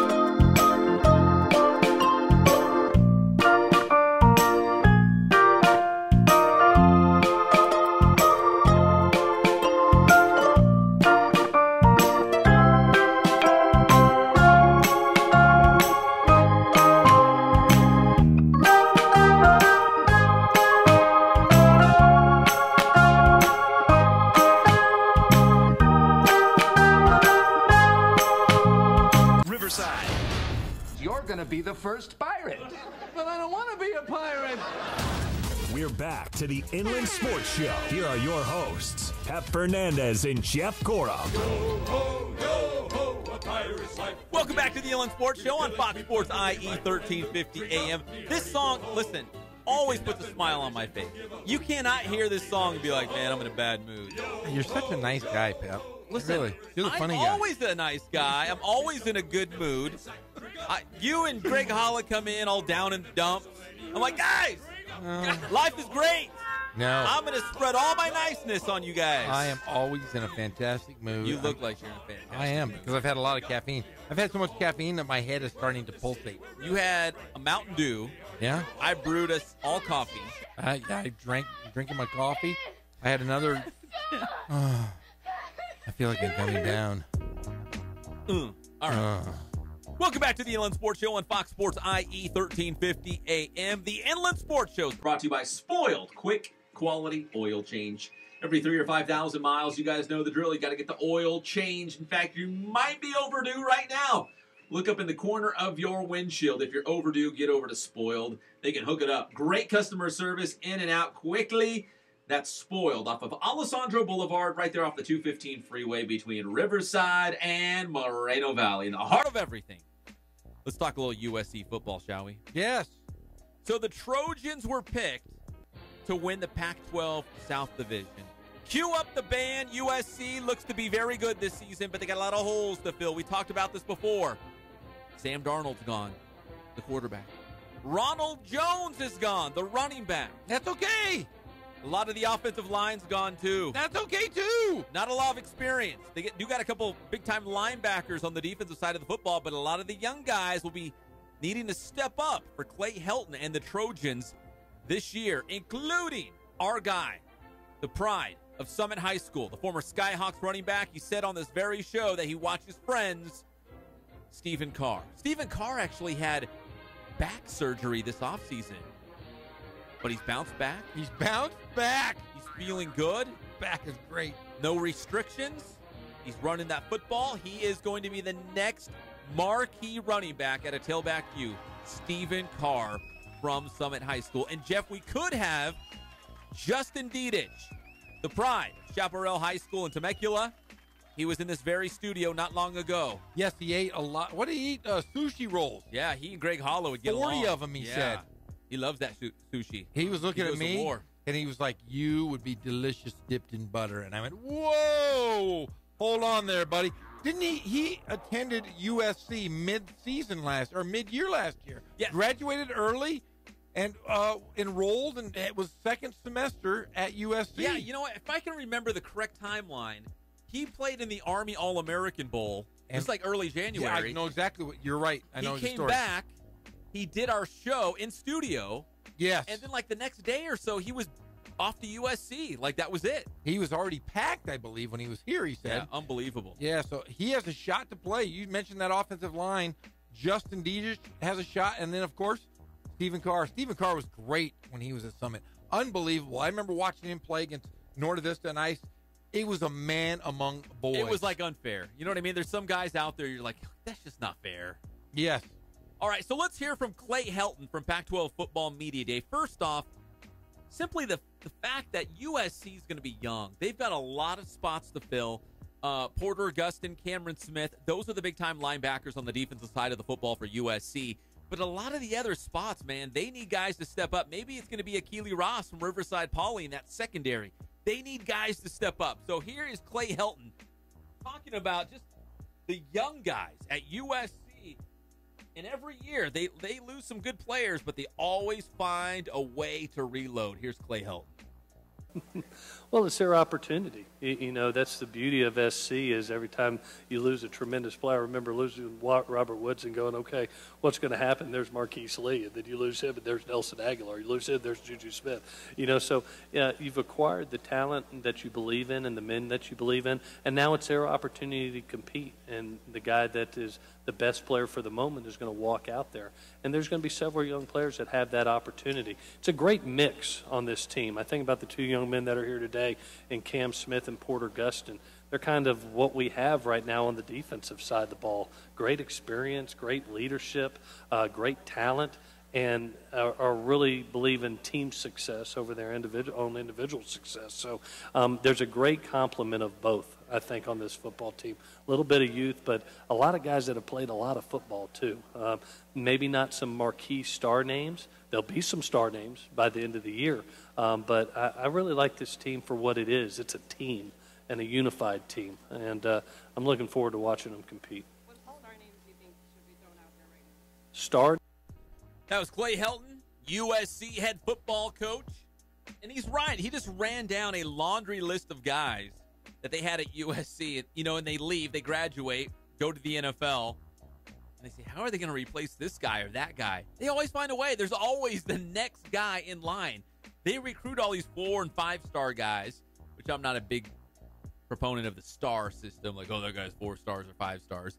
But they always get these top-ranked recruits. So even if you lose a guy, there's another guy waiting in the wings to be the next star at USC. That's why they're good year in and year out, Jeff. Yeah, and I think they're going to get better. And I think we'll talk about this more tomorrow. But the redshirt rule has changed in the NCAA, and I think that will have a big impact on those Power 5 programs, the big schools like SC. I think it benefits them, and I think we can talk more about this tomorrow because now players can play 4 games without being having their eligibility ruined or changed. That will be a big factor for USC this year. Remember when Clay Helton took over, he was kind of on the hot seat. Like, he was just basically filling the spot until they found their guy, but he had a little bit of success. Oh, he had a lot of success. You know, and they're like, well, okay, we can't move him out now. No, he's always been known as a great recruiter. I mean, you don't really hear it from him because think about the guys they've had in the past. They had Orgeron was the biggest recruiter. Ed Orgeron was the best recruiter for USC probably in the last 25 years. But Clay Helton is right there, and now we're starting to hear and we're seeing the benefits of his recruiting. And like I said, pick number 1 in that Pac-12 division. You gotta tip your hat to a guy who's done so well. Yeah, and so much of a college football team success, really college sports in general. We see it at the college basketball level because we follow UC Riverside and Cal Baptist so closely. So much of their success is dictated in the offseason. What are they doing on the recruiting trail? You got to have the Jimmies and the Joes. You know, it's not all about the X's and the O's. Great coaches can bring out the best in their players, but you need guys, right? I mean, you can't just roll out a bunch of random dudes. Yeah, and you and I cover high school football, I think, more so than anybody in the world. I mean, think about it. We're out at practices. We meet with coaches on a daily basis, and you do hear from time to time when we talk to these coaches, well, that guy's going to USC. That guy's been offered by USC. We hear it almost every single time we talk to big-time coaches, and that tells you the strength that USC still has, the strength of the hold that they have on Southern California players, especially here in the IE. Yeah, especially the Inland Empire, because think about it. If you grew up in this area, who did you watch on TV? Who did you follow? It was USC and UCLA, right? I mean, naturally, those are the teams that you would gravitate towards. In fact, you might go to a high school and you knew players on that high school team that were going to USC or going to UCLA. That gave you another reason, an invested interest to follow the Trojans or follow the Bruins. USC's done a great job of recruiting guys from the Inland Empire, and so is UCLA. You could probably go through both of their rosters and find 6, 7, 8 guys from the Inland Empire. In fact, remember, when Jim Mora was the head coach at UCLA, they had their training camp at Cal State San Bernardino. Yeah, they did, and I recall, this tells you how far back I go. I remember when Ryan Knight out of Rubidoux High School was the national running back of the year at the time. I followed USC football because of Ryan Knight and Sammy Knight as well. These guys were all fixtures for USC. Randy Horde was another guy who was out of Riverside Poly, who was a good friend of mine, was the nose tackle for USC. Mike Hims out of Ramona High School was the starting nose tackle at USC. There's quality players at every position that have come out of the IE that have played at USC. Sharice Wright, another guy. Yeah, Colton High School. Yeah. Who? Oh, Jimmy Smith. Yeah, Baltimore Ravens. Yeah, that's right. Guys all over the place. Yep. Alan Bradford was another guy. Yeah, you could just go through the Colton High School team of about a decade ago. But that just tells you the reach that USC has had. I mean, we're talking 30, 35 years, and we're still talking about those guys. All right, now let's hear from Clay Helton once again, talking about Stephen Carr. You know, we had just mentioned that he's coming off of a back surgery, and it looks like everything went pretty well for Stephen Carr. He's on the mend, but he's been cleared for, full running. Training camp will start later this week for USC, so they got to actually see him in pads. Maybe get knocked around a little bit, right? They want to see that his body's going to hold up after having this back surgery in the offseason. But it looks like all systems go for Stephen Carr, the pride of Summit High School in Fontana. So here's Clay Helton fielding a question about Stephen Carr, his health, and what we should expect from him as the Trojans head into training camp. He's good right now. He's just been cleared to practice. Obviously coming off a back surgery, we'll be smart. We won't throw him out there for the whole practice, but we'll bring him along just like a guy that's been off. It reminds me a little bit of if you remember Adoree Jackson, who had a great track campaign in his senior year, but hadn't had a lot of functional football movement. He was cleared to practice, but we eased him into it. And we'll do the same thing with Stephen. I've had the chance to watch him run, have the chance to watch him change direction, have asked, do you feel any pain? And he feels great right now. But obviously he has not been hit yet. We'll slow pace that, see where he's at, and hopefully by game one he's ready to go. And I think Stephen Carr is going to be very important for USC this year for one simple fact, that they're going to have a new quarterback, regardless of who they go with this year. USC will have a new starting quarterback. It's not like they've had, Cody Kessler for another season or one of these guys who have been a starter for a couple seasons in a row. This is going to be a new quarterback. You've got to have a strong running game to make life easier for the quarterback. I think they're going to let Stephen Carr chew it up on the ground, keep that defense honest, and hopefully open up the pass game, because if they're trying to focus on stopping Stephen Carr on the ground, it's got to give the quarterback something to work with in the pass game. I think Stephen Carr is set up to have a big season. Fingers crossed, praying that he's going to stay healthy and the back is good to go. It sounds like it is from Clay Helton. I want him to have a big season, but I think USC more so needs him to have a big season to make life easier for JT Daniels, or who's the other guy? Matt Fink. Jack Sears.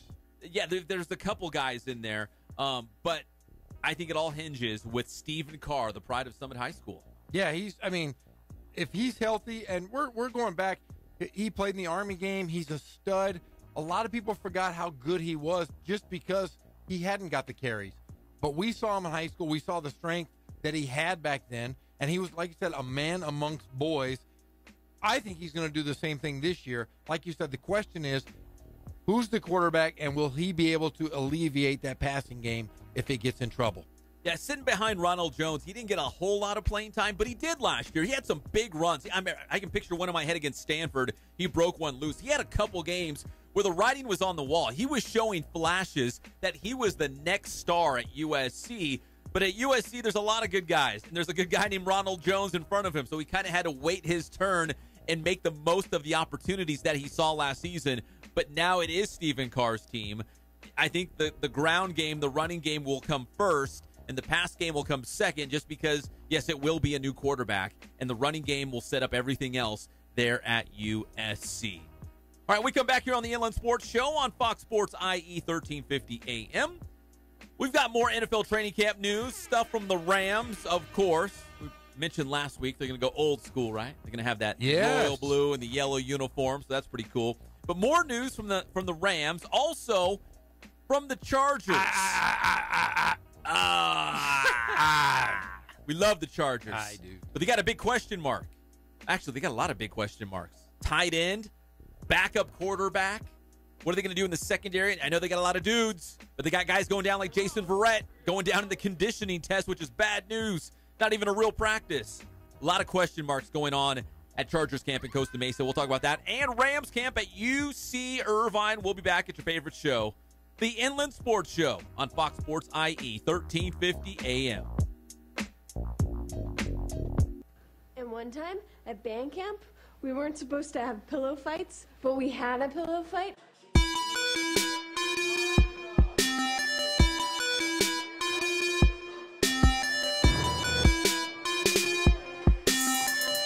I played once upon a time at Centennial High School. I was actually on the first ever CIF championship team. back in 2000, and then my senior year we won it again.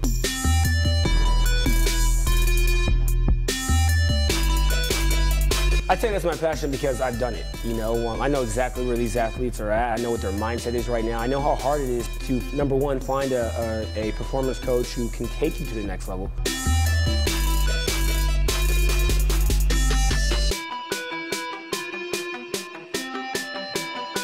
What sets us apart has to be, you know, how we work with our athletes and what we know.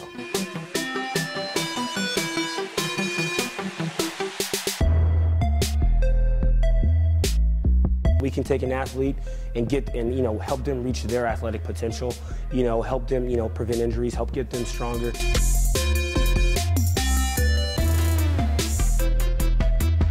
I know every single athlete who steps into this gym. I know exactly where they're at, and I'm going to progress them every week. If you're not getting results, then, you know, really what's it about? We're going to deliver something that's measurable, you know, in terms of speed, power, you know, strength, agility.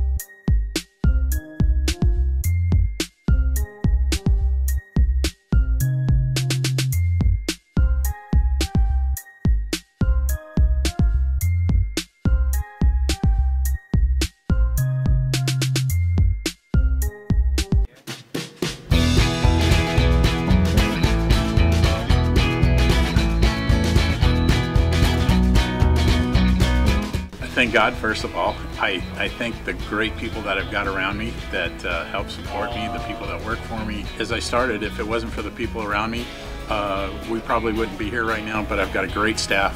I've got great people that do stuff for us outside the store, and we've been very, very fortunate.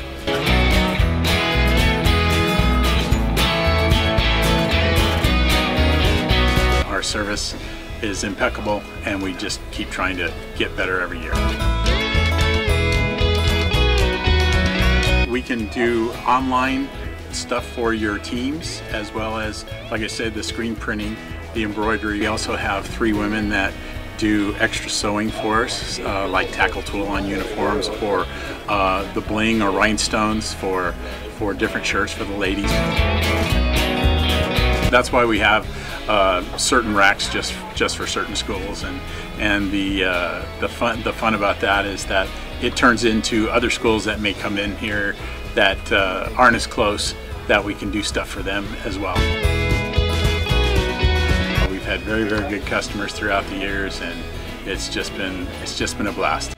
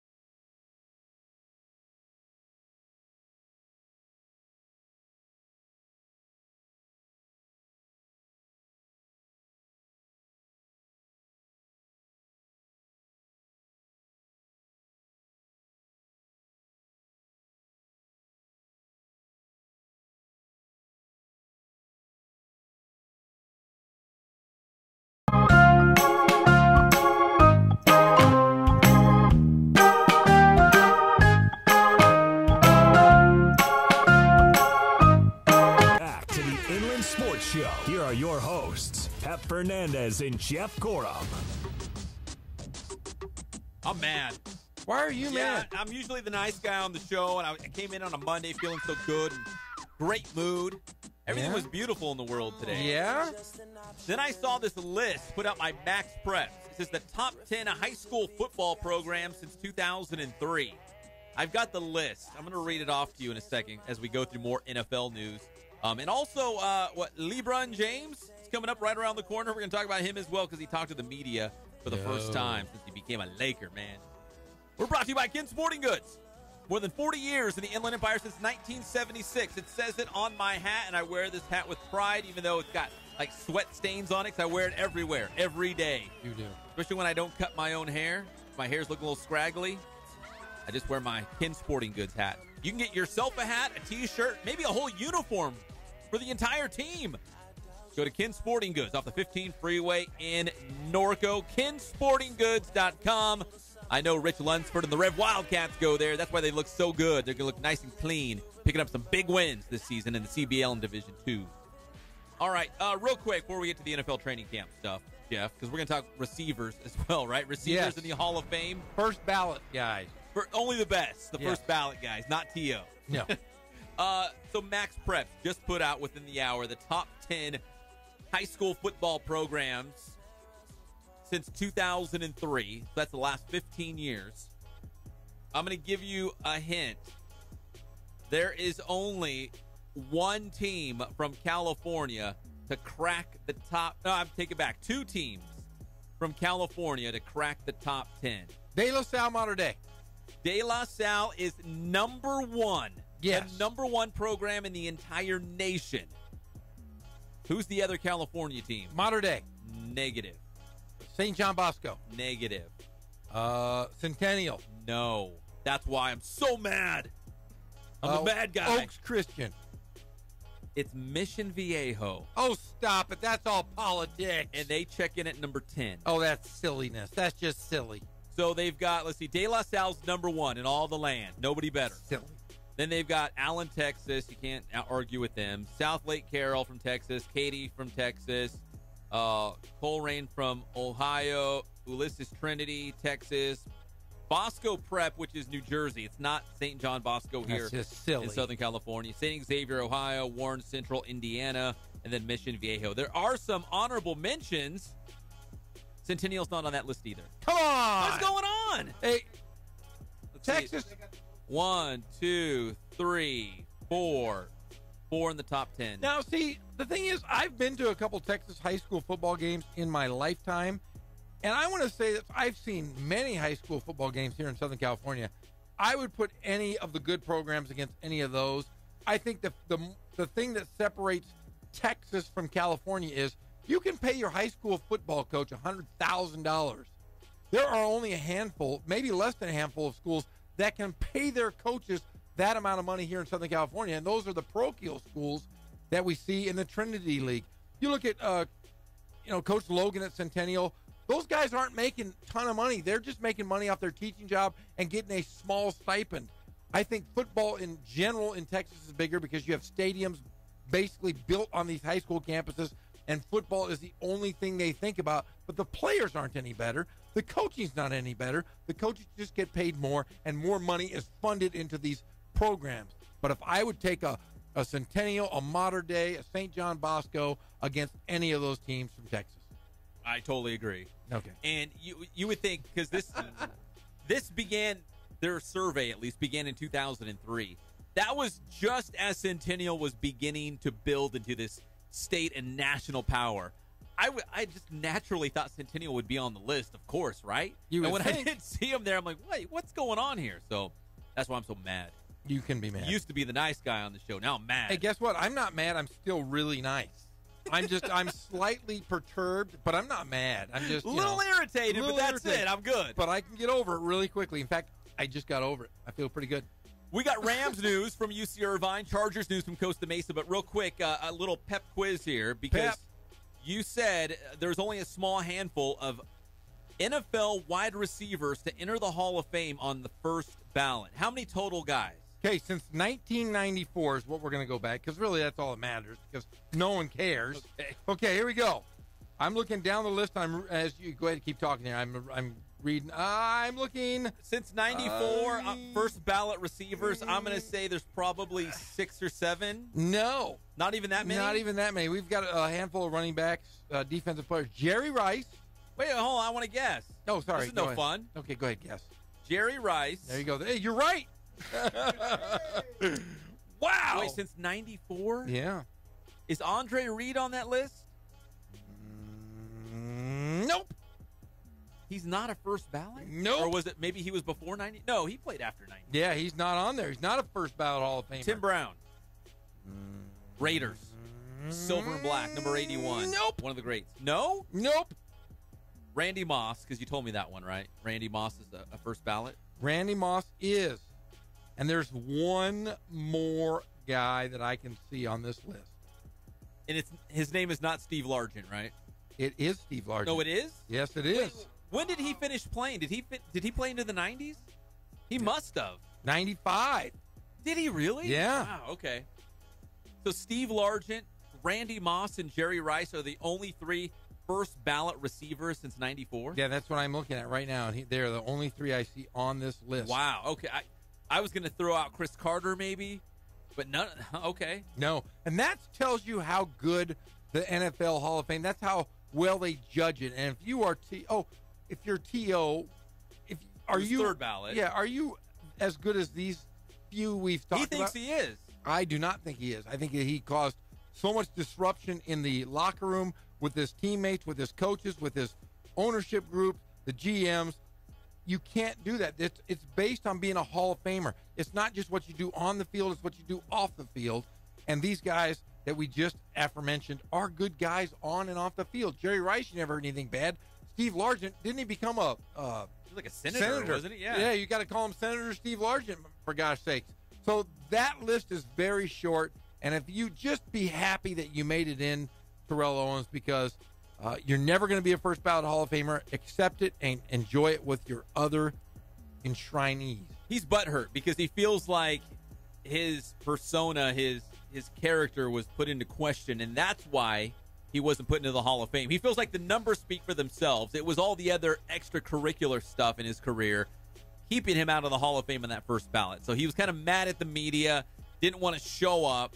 Now that he's going into the Hall of Fame, he's going to kind of do his own thing on the side. I think it's a little whack, but yes, whatever. Who's coming up now? Like Chad Johnson, right? Ocho Cinco should be coming up soon. And he will not be a first ballot Hall of Famer. I don't think so. What about Andre Johnson? No? Nope. I'm trying to think of current receivers in the last 5 years or so that might be another first ballot Hall of Famer. I can't think of another receiver. No. And it's few and far between. There's just a few guys. Marcus Allen was a first ballot Hall of Famer. Eric Dickerson, first ballot Hall of Famer. Reggie White. Look, just the names that I'm saying, there's something that separates these guys from Terrell Owens.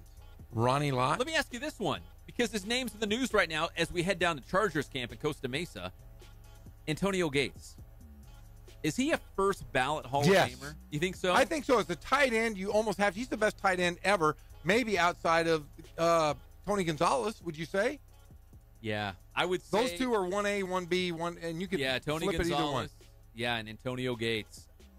Probably the greatest tight ends, at least in our generation. Yes. Yeah, you know what? I'd probably lean towards first ballot. He was that good. I'm just going through some. Joe Montana, first ballot Hall of Famer. Deion Sanders, Warren Moon, Marshall Faulk, Jackie Slater, Eric Dickerson. These guys are Bruce Smith, the late great Bruce Smith. These guys are all first ballot Hall of Fame. John Elway, Tony Dorsett, Deion Sanders, Emmitt Smith, Randy White. Are these guys, is T.O. in the same, could you put them in the same breath as Jim Kelly, Bruce Smith, Reggie White, Mike Singletary, Deion Sanders, Jonathan Ogden, Rod Woodson, Emmitt Smith? Let me ask you this. So when you think of the Hall of Fame, to get into the Hall of Fame, obviously, listen, I'm not overstating this when I'm saying this is the best of the best.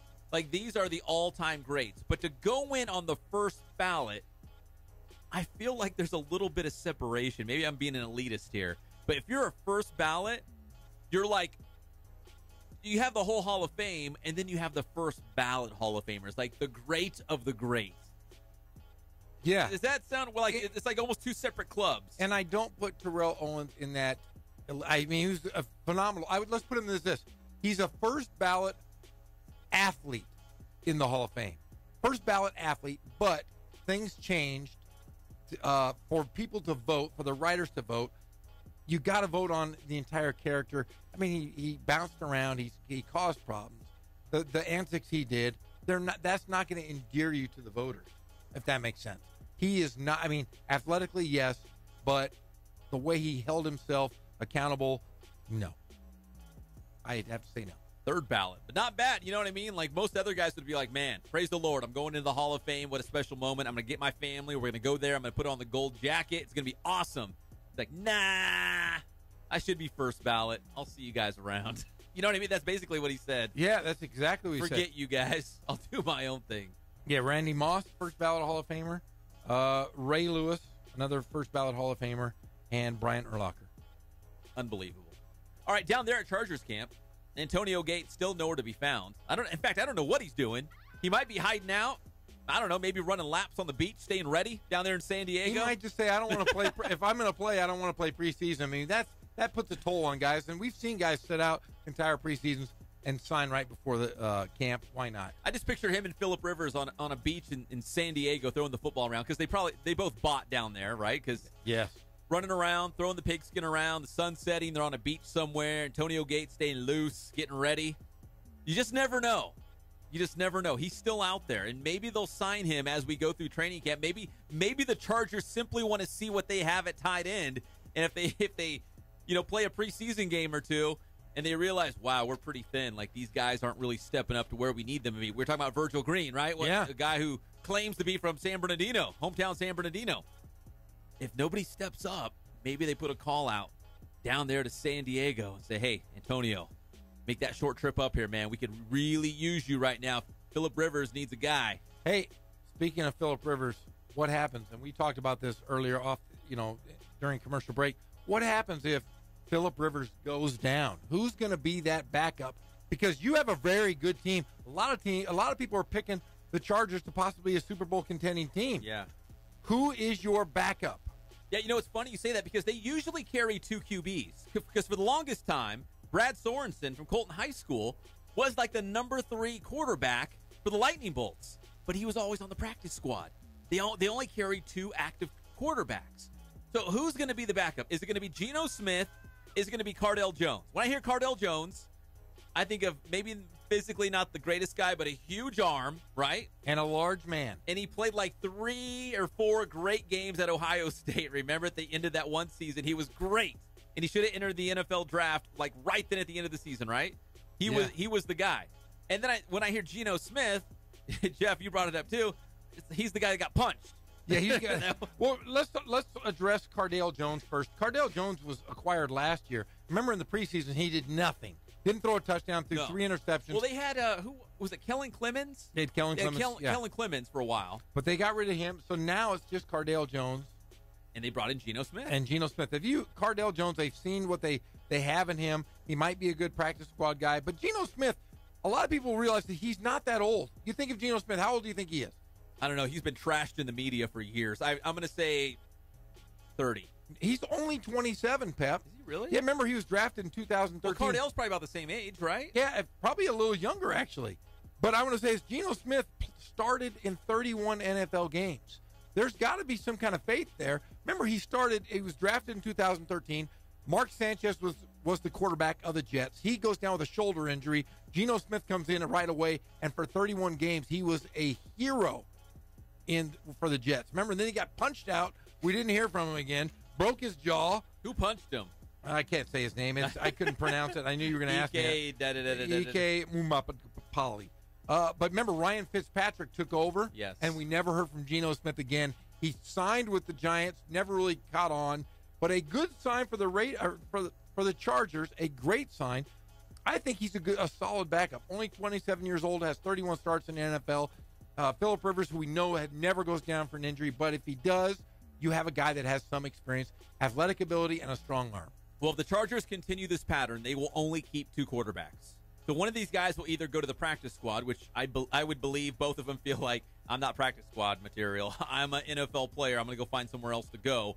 But one of these guys, if the Chargers hold pat like they normally do, they only keep 2 QBs. So I wonder who's the QB going to be to back up Phillip Rivers, and that's going to be one of the big question marks you watch for in these preseason games. And if you recall last year, remember when Eli Manning was benched by his head coach? That was short-lived. Yes. Who was the starter? Who was the backup to That was Eli Geno, Manning? right? With the Giants. Geno Smith. So if the Giants were willing to use him as a backup role, I think that it's a good sign by San Diego for insurance purposes. It'll be a battle. And quickly from Rams camp at UC Irvine, Ndamukong Suh. He signed that one-year deal with the Rams, $14 million. They asked him, hey, what about Aaron Donald, man? He's holding out for a bigger contract. Here's what he said. He deserves more than what I got. It's only right that he continues to play at a high level and to prove that. So he wants Aaron Donald in camp, and he wants Aaron Donald to actually even get more money than him. He feels like Aaron Donald's worth more than Ndamukong Suh. Well, you don't want to hurt Aaron Donald. You don't want to hurt his feelings because guess what? The Rams could do something really terrible, and they can franchise tag him for 3 seasons after this. Remember, he's only been accounted for 3 seasons. This is his 5th season playing.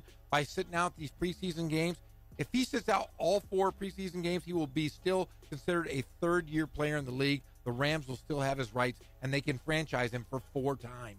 So the Rams need to do well by signing Aaron Donald. He deserves the money. He's the best player defensively in football. Yeah, but the Rams have been throwing money around. They have. They might as well throw it to the best player they got. Might go in his direction next.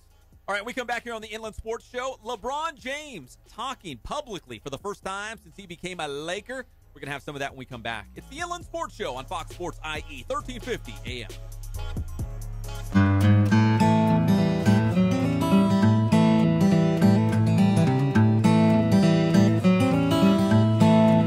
We focus on the customer here.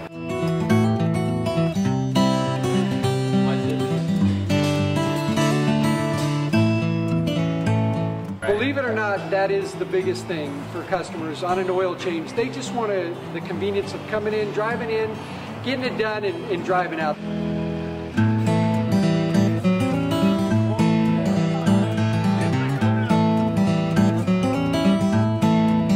We just greet them, get them going, and they're done in about 10 minutes or so.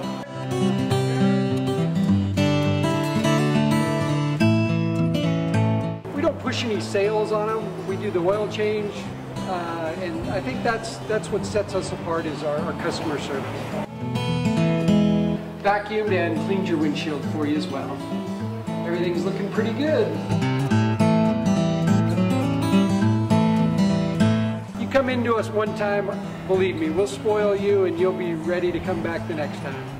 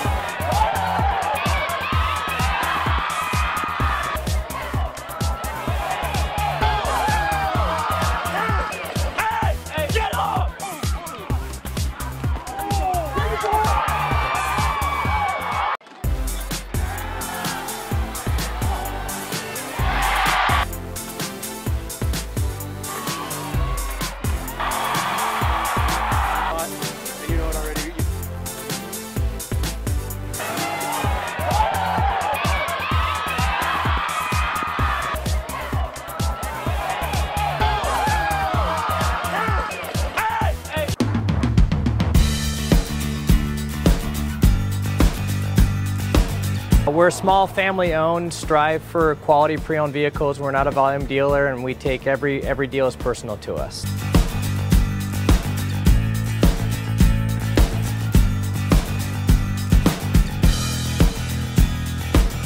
We're a low-stress environment. We're not a pressure sales house. If you want to shop us, you're more than welcome to shop us. We have, like I said, great rates, competitive financing, a lot of one-owner, clean Carfax, clean title vehicles. As you see, we have Carfax everywhere. That's most important to us, to educate our customers before they make a purchase.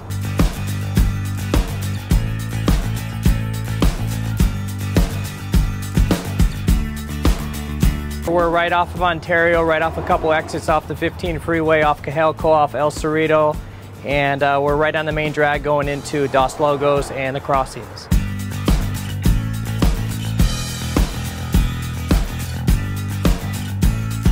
We have great financing, we have great lenders that we're using. We do buy, sell, trade, cash for your car, whatever we need to do to help accommodate the customer, that's what we're here for.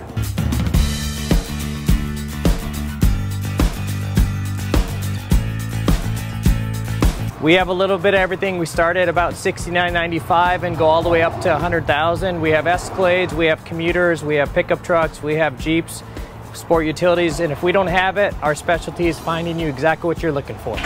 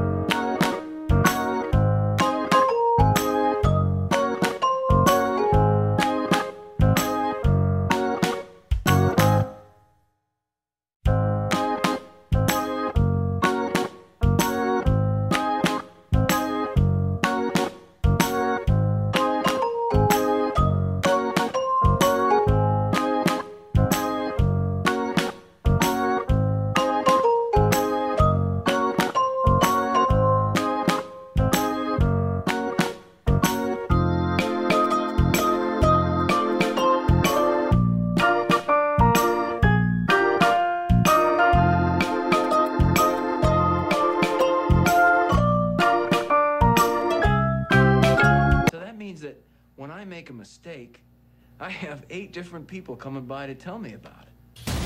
We're back to the Inland Sports Show. Here are your hosts, Pep Fernandez and Jeff Gorham.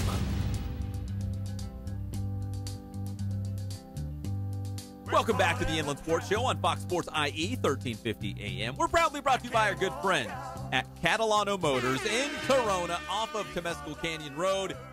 If you're looking for the new whip in your life, I know Jeff is. I am. Go to Catalano Motors because you're going to save thousands of dollars. If you're married, you're going to go home and you're going to be a hero to your wife because you're going to have so much extra money left. You can take her on a cruise, a vacation, buy a new expensive dog. Or you could take your mistress. I mean, let's be honest here. A lot of people out there, they've got ladies everywhere. But yes, I would know. Yeah, I mean, I do have ladies everywhere, but mother, daughters, mother-in-laws, grandmothers. Maybe it's just because I am so good looking. Probably. That's probably what it you're is. So nice and good looking. You put those two together. Yeah. Oh, man. Irresistible. Extra money in my pocket. I told you, though, 1,000 tacos is what I would buy. With all the extra money you'd save from going to Catalano Motors. You're darn right. CatalanoCars.com is the website. Check it out for yourself. Be a believer. Catalano Motors off of Temescal Canyon Road in Corona. All right, so we're talking LeBron James publicly talking about the Lakers for the very first time. Did he talk about Kobe Bryant? Did he talk about Phil Jackson, Shaquille O'Neal, Robert Big Big Shot Bob? I doubt it. He didn't? Talking about the good Lakers. Oh. What?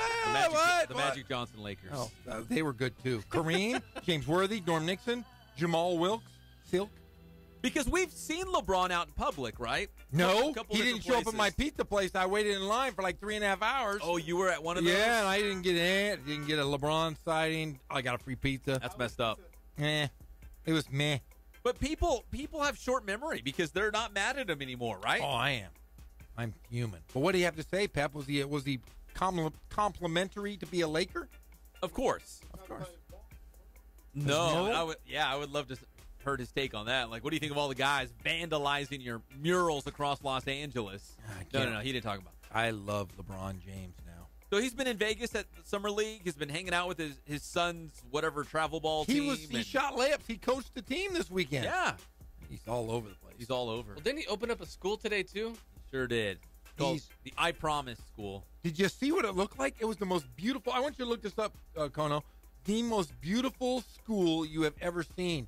It looked like it was made from fine marble and Corinthian leather chairs. Better than Ramona, where you went. No, better than Athens, Greece in the heyday. Really? Yes. Amazing. Wonder how much that put him back. Millions, maybe billions of dollars, because we know he's a philanthropist. You know that? Is he? He's a Does he philanthropist. donate a lot of money? Because I really don't know. Millions of dollars. No joke. I'm not just being funny. Donated millions and millions of dollars to help kids get into college and actually pay their way. Now he's paying it forward by opening this brand new school. And this is in Akron. Yes. His hometown, right? So outside of Cleveland, I don't know, like 45 minutes. So this is back home for him, opening up a new school in a tough area. So he does give back. But again, it goes back to he's opening a new school in his hometown, talking to the public for the very first time, but it was also the first opportunity to really hear his take on why he chose the Lakers. We have not heard from him since he signed with the purple and gold. It's our first chance. Well, Jeannie Buss is kind of hot still. Maybe that's why. Yeah, that's why I'd sign. Why he signed with him? Yeah, I don't know why he signed. Obviously, it has to do a lot with their tradition, the history of the Lakers. Let's hear from LeBron James talking about why he chose the Lakers over the Cavaliers and everybody else. I'm moving to Los Angeles. This is kind of like a dream come true for me. You know, growing up, I was a Cowboys fan, I was a Bulls fan, I was a Yankees fan, and I've always felt like that was like one of the historic franchises. And you look at the Lakers, being able to play for a historic franchise, with so much history, and now being able to partner with Magic Johnson, someone I kind of like, looked up to when I was younger and, wanted to make no-look passes like Magic, wanted to get on the break and be Showtime like Magic, and then for it to all come to fruition at this point, I think timing is everything. So, for me to be in this position now, the excitement that I have to be a Laker, I'm happy to be a part of it because I believe the Lakers is a historical franchise. We all know that, but it's a championship franchise, and that's what we're trying to get back to. And I'm happy to be a part of the culture and be a part of us getting back to that point. So this is where it is today, man. This is where, I have on one hand, like I said, I got my school, which I'm blown away by. And then I have my next chapter in my personal life, being a part of the Lakers organization and continue to do what I love to do, and that's to play the game of basketball. So there it is. All right, yeah, big round of applause for LeBron James, the newest Laker. Really, I mean, it sounds like that's why he chose the Lakers based on their history and their tradition and winning all the championships. He wanted to be a part of that. I think he wants to etch his name in those long line of stars they've had. You don't have to recruit. The Lakers never recruit. You don't have to. It's the Lakers, man. If you want to be a Laker, if you want to be under the spotlight, you want to win championships, you just want to be no ands, ifs, and buts.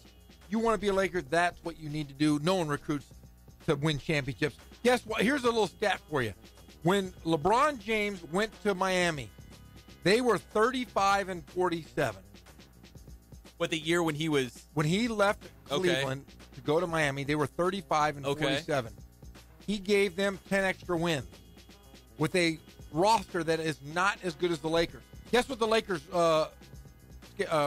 record was last year? They have 36 wins? 35 and 47, exactly the same going in. And I think with this roster, I honestly, you might think I'm nuts. I think they're the third best team in the NBA if you were right now where you're to start today. Third best team in the West. No, third best team in the NBA. And I'm calling my shot now. They are the third best team in the NBA behind Golden State and Boston. Yeah, I'll go with third in the West. I'm not going to go that far. Houston is not very good. They locked up Capella. They're back. They still have nobody that can guard a soul. They Someone will not will guard. You saw the best that they're going to possibly get last year. I think Houston has gone down. The Pelicans are not going to be very good. Guess what? The Lakers are the second best team in the West. In the West? In the West, and third best in the entire NBA. Dan Patrick, which is on this very station, Fox Sports IE, I don't give a rat's butt AM. about Dan Patrick, but go ahead. But Dan Patrick didn't say it. I don't care who's Dan Patrick. Chris Mannix, who knows more about basketball than anybody else. No, he doesn't. Did he ever play? I could post him up and score 50 on him. More than anybody else. There's no way. He is the authority. Whatever, Mannix. He says the Lakers will not get to 50 wins. He's stupid. And they will struggle to make the playoffs. That's not possible. The Lakers are going relaying the message. I'm telling you right now, the current roster the Lakers have and the roster that LeBron James had going into Miami, the Lakers have a better roster, and they will get into the playoffs and do well. They will be the second place team in the West. I think we need to have like just a board of all of these predictions that Jeff likes to make. I don't see a problem with it. My last one, I had the Buffalo Bills. You said the Bills would finish better than what the Packers? Yes. So I think we should put that the Lakers are the third best team in the NBA. In the NBA. Second best team in the West. Maybe we should write that down and put it on the board next to the other prediction. Yeah, hey, guess what? They're all gonna prevail. You're a Laker hater. I understand. It is what it is. You follow the Sacramento Kings forever. I understand. You know what losing feels like. But us Laker fans do not know what losing feels like. And I think people are. Remember last year, everybody counted the Cleveland Cavaliers out. They're not very. Guess what? They were in the finals. They were in the finals, Pep. And they weren't as good as the Lakers. This team is going to do some damage, my friend, because LeBron James is not on the downslide. He's just getting better and 2 better years, with age. maybe 3 years. Oh, stop it. That he's going to be in this prime window. No, next year. This year coming up, buddy. This year.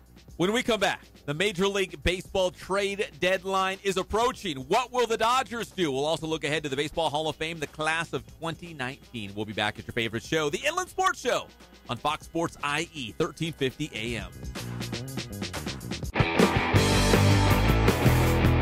How you guys doing? Coach Bass here with Boost Training. We're here at the BPC and it's summertime. We have another Boost Training tip for you. This tip goes out to all the football players who spent the entire offseason getting strong, putting on weight, getting bigger. Now it's time to make that sports specific and turn it into power. So these next few tips are going to show you exactly how to do that. Let's check it out. Okay, so our first tip of the day is what's called a depth jump.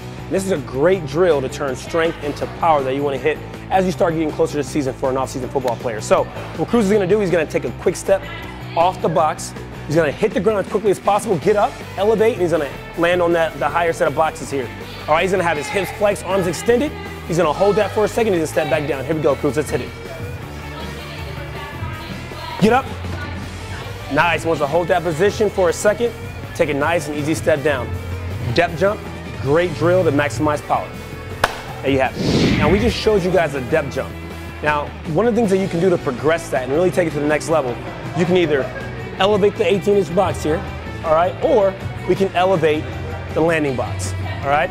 And remember, the goal here is to minimize ground contact and have a great counter movement, meaning when we hit the ground, we want to bring our arms through, all right? So just one of the things that you can do to make this more difficult and to maximize all those power gains. So that's our Boost Training tip of the day. Thanks for checking us out again. And make sure you stay up to date with everything that's Boost. Check our schedules, check our videos at our website at www.boosttrainingsystems.com. Check out our Twitter at Boost_training and our Instagram at Boost Training. Grind hard, stay solid.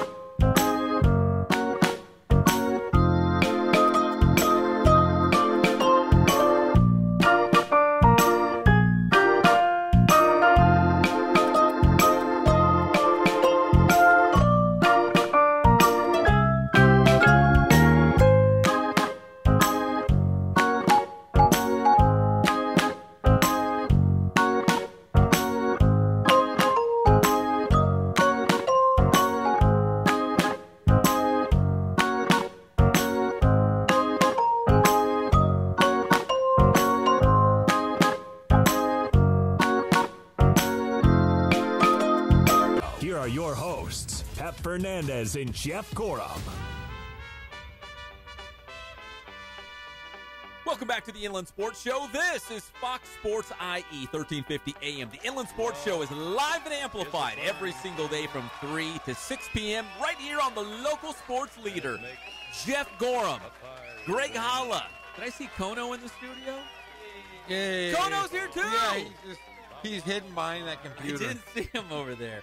What's up, Kono? Hey, you know what? He's Kono's Rumpelstiltskin. How do you say it? Rumpelstiltskin? Yeah. You can't even read, Jeff. You can't I'm not. say No, it. I can't say Rumpelstiltskin. I was trying to. I pulled out the Kono. Because you want to say Rumpelsnakeskin. Yes, I the did. baseball That's player, what it was. The baseball player at Corona High School. Yes, I was Kono's snake skillskin. Kono's skillskin. It's a reach. It's a big right. reach. He does look like Rumpelstiltskin, though. It was a reach. It was. It's like you were. As I'd say up in Canada, I'm very sorry. Sorry. I'm very sorry. Very sorry for this good organization. The Inland Sports Show on Fox Sports IE 1350 AM is brought to you by Spoiled. Quick, quality oil change. You all see it. It's right there off the 215 freeway. Just get off on Alessandro Boulevard. Get you in, get you out. Great customer service. You're going to love it. Trust, like seriously, if you go there, it's going to knock you off your feet. It's going to be so wonderful. The experience. Like Greg Hollick didn't even have a chance to sit down. He wanted to enjoy a little TV, air conditioning, a little cup of coffee. Couldn't even do it. Nope. Got him back on the road. Said, get back to work, Greg. You got bills to pay. Yep. Spoiled. Quick, quality oil change. Shall we talk about the Major League Baseball trade deadline? It is tomorrow. And Jeff, as far as I understand, all of our Major League Baseball sources, and we got them all over the place, Bryce Harper is still not a Dodger. He is not. So, you said on Friday. I thought he would. Can we put that on the... We're going to have like a Jeff Gorham prediction board. Hey. We're jumping all over me, right? See? Right now, here it is. He's jumping all over me. I'm just trying to... mean guy? I'm trying to help the Dodgers, get them better, and yet you're just always trying to tear me down. I am? You are. Bryce Harper, I thought... Because remember, their clubhouse is in a shambles. Who? The Nationals. Oh, yeah, the Washington Nationals. That is correct. They don't like each other.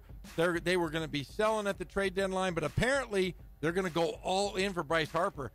I thought they would try to get something for him, maybe, but something's got to happen because he's not going to re-sign with Washington. Well, it sounds like it's not just the Dodgers. It sounds like the Washington Nationals are not going to part ways with Bryce Harper, which makes it sound like in the offseason they're going to offer him some huge contract to keep him in a Nationals uniform. Well, they can offer him all they like. The thing is, he's a free agent. He can go anywhere he likes, and he's going to command. I mean, he's probably going to be the highest paid player in the history of the game, would you say? And he's not really having a fantastic year. He's having a rotten year, batting average-wise. He's been just over 200. He still has the power, but, yeah, the average really stinks. Maybe a change of scenery would do him well. Remember, there's only still a few hours left before we hit that Tuesday deadline. I'm still holding out hope that Bryce Harper is a Dodger. A lot of people probably aren't going to like that, but I'll tell you what, if you could sign and trade for him and get rid of some of the ding-dongs in that Dodger lineup, Yasiel Puig, get rid of him. I'm tired of watching him play. And maybe get rid of some of the influx of some of these young minor leaguers and sign and trade and get that guy whatever he wants. I feel like there's a better chance he ends up with the Yankees. Remember there was that story, the Nationals played in the Bronx. Yes. And Bryce Harper rolled out of the clubhouse, not with his big mohawk, not with his big furry beard. He was clean shaving and had a haircut. And they said, whoa, of all the teams in Major League Baseball that has a strict, facial hair policy, and they like to keep it all nice and high and tight, with the haircuts. They don't want the big mullets. They don't want the big beards. They want to keep it nice and tight. And Bryce Harper, of all places, comes out of the dugout looking all clean-shaven, like a little kid. He did it with the Yankees. So people were already reading into it. Maybe Bryce Harper was showing the Yankees, yeah, I could shave once in a while. I don't have to have crazy hair. I'll cut my hair. I could turn back the clock and look like a little kid again.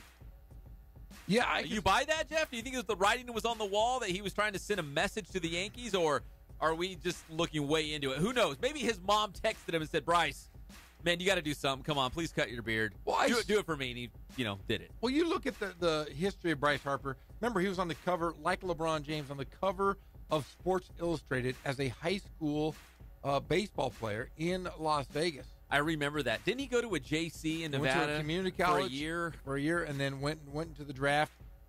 He is going to be one of those guys that wants to play in the spotlight. The Nationals right now are a wreck, it sounds like, in the locker room. Their manager doesn't have control of his team. Max Scherzer sounds like he's a knucklehead with everybody else in that locker room. If you are Bryce Harper, would you want to continue to play your entire career playing with the Nationals and a dysfunctional team? I think he ends up in Los Angeles. I don't know or Los Angeles, New York, Boston. I don't know if New York can afford him with the luxury tax that they'll have to pay dollar for dollar once they go over that tax. The Dodgers, though, have money to spend, and they have assets to trade. I see, if I was Bryce Harper, I would be close to home, my Las Vegas home, my parents, Arizona, Los Angeles, San Francisco might be landing spots for Bryce Harper in the offseason. It boils down to loyalty, doesn't it? Like, has he enjoyed his time with the Washington Nationals? Have they treated him right? Will they offer him the max? Will they say, hey, we're going to bring in new guys? I mean, think about it. They still have Scherzer. They still have Strasburg. The cupboard's not bare. In fact, I'm looking at it right now. Sports Illustrated this year picked the Nationals to beat the Yankees in the 2018 World Series. That's who they predicted. And right now they're 6 games behind the Phillies in the National League East. And they're 6 games behind Arizona in that wild card chase. Do they try to go for it and make the playoffs this year? There's a lot of time. Or do they make a decision here in the next 24 hours to sell? The Nationals won 97 games last season. That was the second most in the National League, only behind the Dodgers. And now they're not going to make the playoffs this season. Well, the wild card's not going to come from the East. Well, I don't know. It depends. There's still a lot of baseball to be played, but either the Phillies or the Braves look like they're going to win the National League East right now. Yeah, in the wild card, we can actually go right now. They're 6 games out right now. But that's all. I mean, there's a lot of time left. They can make it up. They've got an outstanding pitching staff. And you do have Bryce Harper, who's not hitting very well for average, but has a shot to turn it around. He himself could be responsible for those 6 games come down the stretch. Yeah, I'm looking at all the writers from Sports Illustrated. They all picked the Nationals to win the East. Most of them picked the Nationals to win the National League pennant. A lot of them were the Cubs, too. They didn't even put the Dodgers in the pennant. But, yeah, they had so many high expectations for Bryce Harper and the Nationals to not only make it to the playoffs, but really to go all the way to win the whole thing. So, obviously, it's been a subpar season for not only Bryce Harper, but the entire team. And now you're right, Jeff. Are you going to make a move, try to trade Bryce Harper and get a lot of guys in return in a trade, or hold on to him past the trade deadline, get to the offseason, and try to work your magic to keep him in the nation's capital? Well, you're basically flipping a coin, Pep, if you do that. The one thing you say about the Nationals, Bryce Harper still has 25 home runs, 62 RBIs. He gets on base 36, 369 clip. But the rest of their team, Anthony Rendon is their leading hitter, and he's only batting 280. I mean, something needs to change in that clubhouse. By getting rid of Bryce Harper, you might lose those RBIs and home runs, but you might get younger. You might get a better cohesive clubhouse because you do have that great pitching. We know Scherzer's having problems getting along with people on his own pitching staff. I think if you're the Nationals, you're going to have to make a decision quickly because I don't see Bryce Harper re-signing with Washington. I don't care how loyal you are. I just think it's a poisonous atmosphere and environment right now. I think there's no way the Nationals trade Bryce Harper. I think there's absolutely no way they trade him, and they have to just roll the dice in the offseason and make him a big offer and see if they can keep him. If they can't, they move on. But I think there's no way. He's the biggest outside of Mike Trout. He's probably the biggest name in the sport. Now, don't get me wrong. He's not having his best season, but he's probably still the second biggest name in baseball right now. Maybe not named Mike Trout. Maybe not named Clayton Kershaw. He's still going to demand a lot of money. It would be like Cleveland. the Cavaliers saying we're not going to make the playoffs or we're not going to make a long run. Let's trade LeBron James right now and try to get some guys for him. Yeah, I don't think you do it. Yeah, I kind of agree there, but I just think if you're going to get better and you know that you can't sign him, you got to do something. They probably won't move him because they are, like you said, the loyalty factor's there. A couple other teams, though, are kind of – there's some big names out there. Like I said earlier in the show, Andrew McCutchen is a name out there that's being shopped around. Yeah, the Giants. I mean, he's at the he's declined a bit since his All-Star days, but he's making almost $15 million. That would help the Giants. If the Giants are ready to sell, they can get younger through trades and get rid of that contract, which, like I said, is $15 million. He's going to be a free agent at the end of this year anyway. Another big name that's kind of being linked to the Dodgers right now is Tampa Bay Rays ace, starting pitcher Chris Archer. Actually, he's been linked to a lot of different teams, but the Dodgers, it sounds like they're going to make a charge at him before the deadline tomorrow. A lot of different relievers, maybe that you have not heard. They're not household names, but the Dodgers are going for other relievers. Nothing done yet. But Chris Archer of the Rays might be the big starting pitcher that's still kind of out there on the trading block from Tampa Bay. So we'll see if the Dodgers can maybe reel him in. We'll talk a lot more about the trade deadline tomorrow because we're hoping there's going to be some moves made that we can talk about right here on the Inland Sports Show. When we come back, we'll talk about the Baseball Hall of Fame class. Not this year's class with Vlad Guerrero that we saw yesterday at Cooperstown, but the class of 2019. What will the next Hall of Fame class look like? We've got an early prediction here on the Inland Sports Show, Fox Sports IE, 1350 AM. This bumper.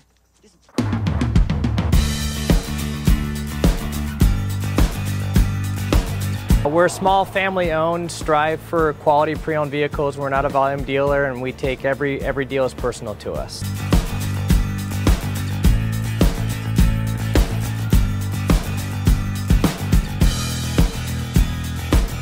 We're a low-stress environment. We're not a pressure sales house. If you want to shop us, you're more than welcome to shop us. We have, like I said, great rates, competitive financing, a lot of one-owner, clean Carfax, clean title vehicles. As you see, we have Carfax everywhere. That's most important to us, to educate our customers before they make a purchase.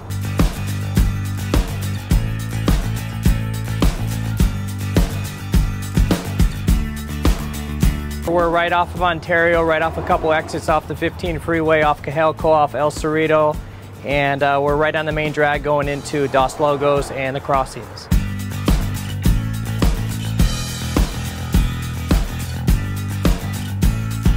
We have great financing, we have great lenders that we're using. We do buy, sell, trade, cash for your car. Whatever we need to do to help accommodate the customer, that's what we're here for.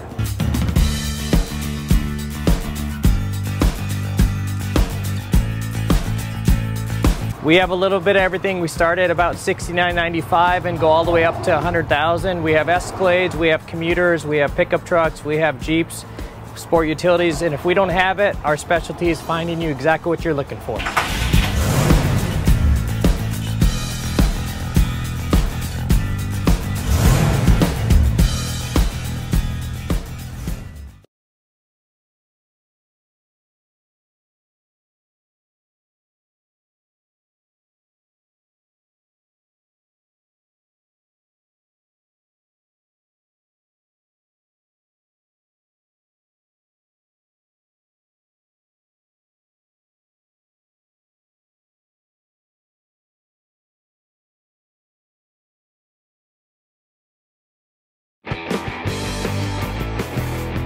How you guys doing? Coach Bass here. We're back at the BPC continuing our training series on developing power for off-season football players. So today we're going to work on a dumbbell alternating bench press, and it's all going to be about power. So Ian, what you're going to do is you're going to go ahead and lie back on the bench. I love programming this drill here for linemen, really for all athletes, but especially for linemen, D-linemen, because you know they're always grappling, they're always striking. You want to be nice and strong and powerful. So what he's going to do, he's going to alternate. He's going to go down 2 seconds. He's going to pause 1. He's going to go up 1. Let's hit it.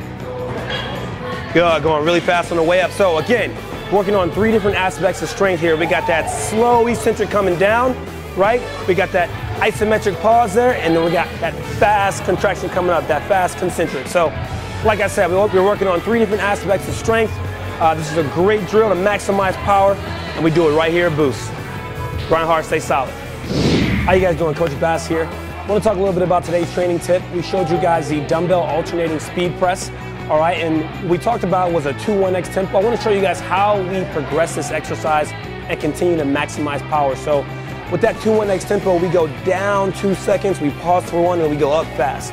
So what we'll do is over time, we'll progress those tempos. So we'll go from a 2-1X to a 1-1X tempo. We go down 1 second, pause for 1, and we get that fast concentric contraction. And then finally we'll go to a X1X tempo where we go down fast to isometric pause and then fast up. So really what we're doing is we're just developing speed, developing power through different muscle contractions. That's how we progress our drills right here at Boost.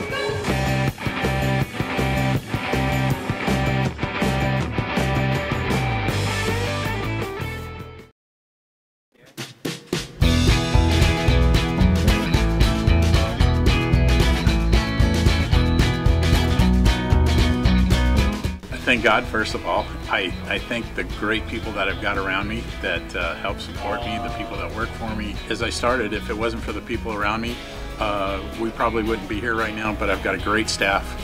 I've got great people that do stuff for us outside the store, and we've been very, very fortunate.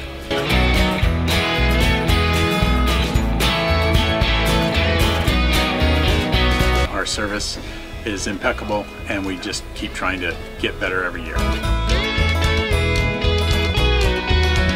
We can do online stuff for your teams, as well as, like I said, the screen printing, the embroidery. We also have 3 women that do extra sewing for us, like tackle tool on uniforms, or the bling or rhinestones for different shirts for the ladies. That's why we have certain racks just for certain schools, and the fun about that is that it turns into other schools that may come in here that aren't as close, that we can do stuff for them as well. We've had very, very good customers throughout the years, and it's just been a blast.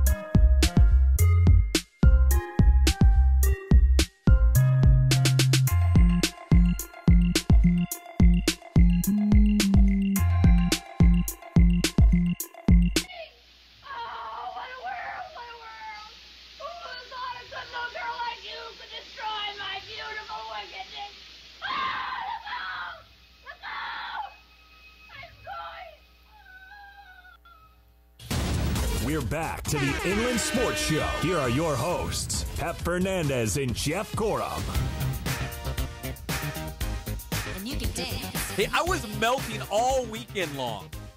Like all Saturday, Sunday, out in the sun, sweating, melting in those triple digits. In fact, I was at the dump.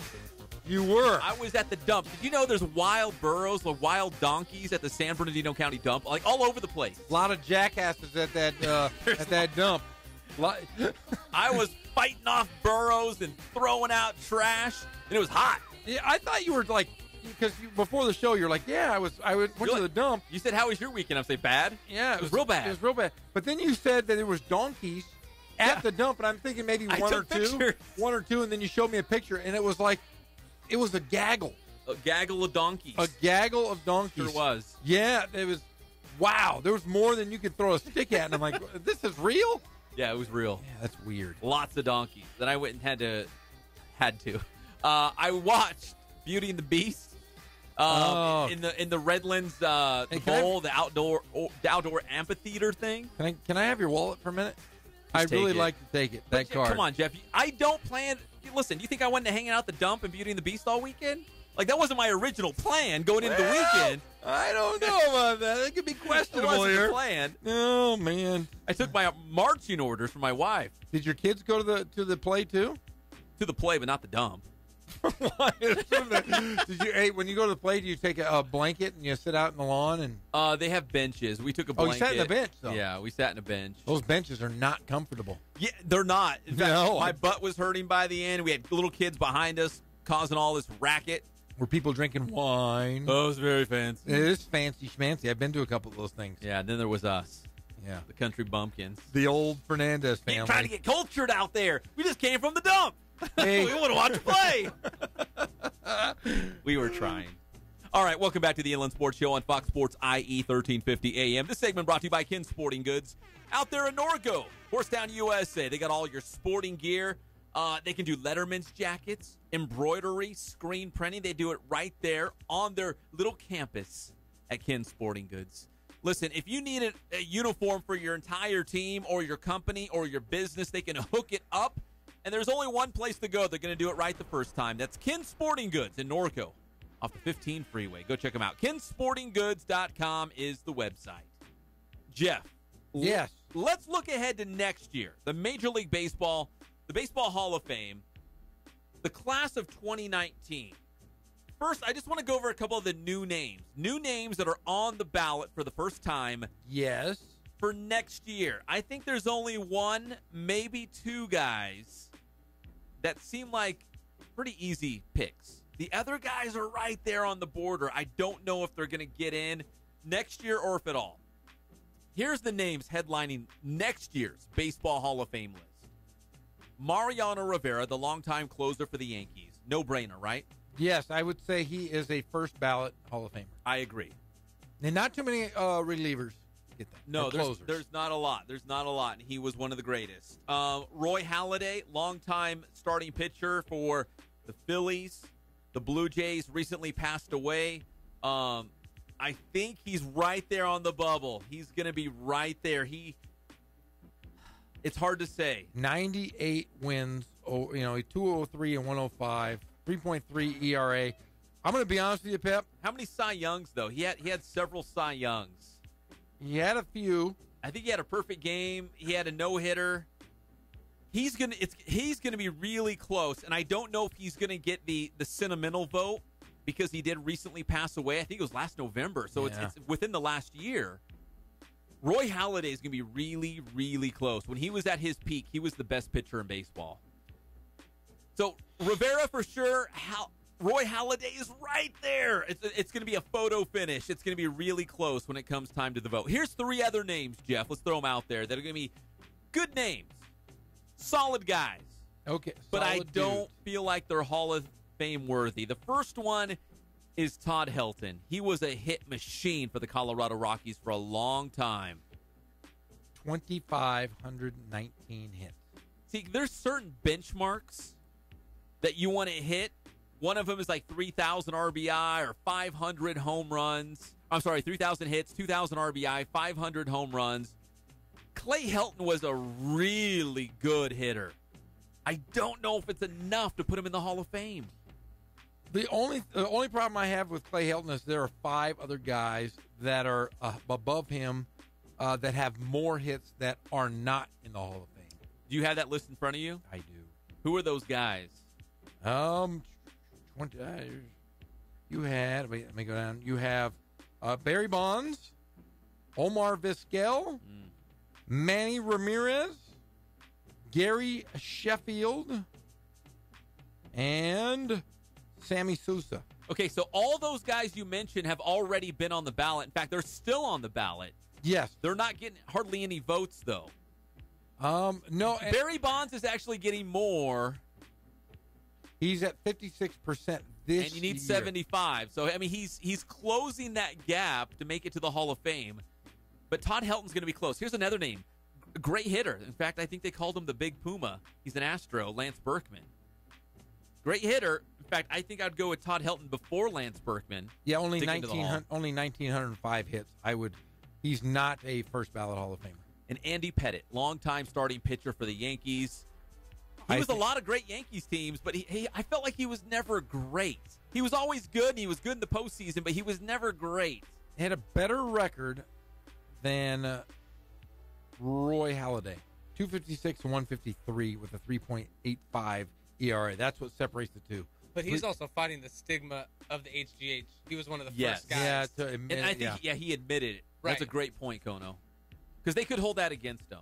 But then you look at Kurt But Schilling. he didn't win any Cy Youngs, I don't think. And I No. don't think Andy Pettitte won any awards. Nope. And now let's go through some of the guys that are not in the Hall of Fame that might be worthy. Still on the ballot. Still on the ballot. Because you got 10 years.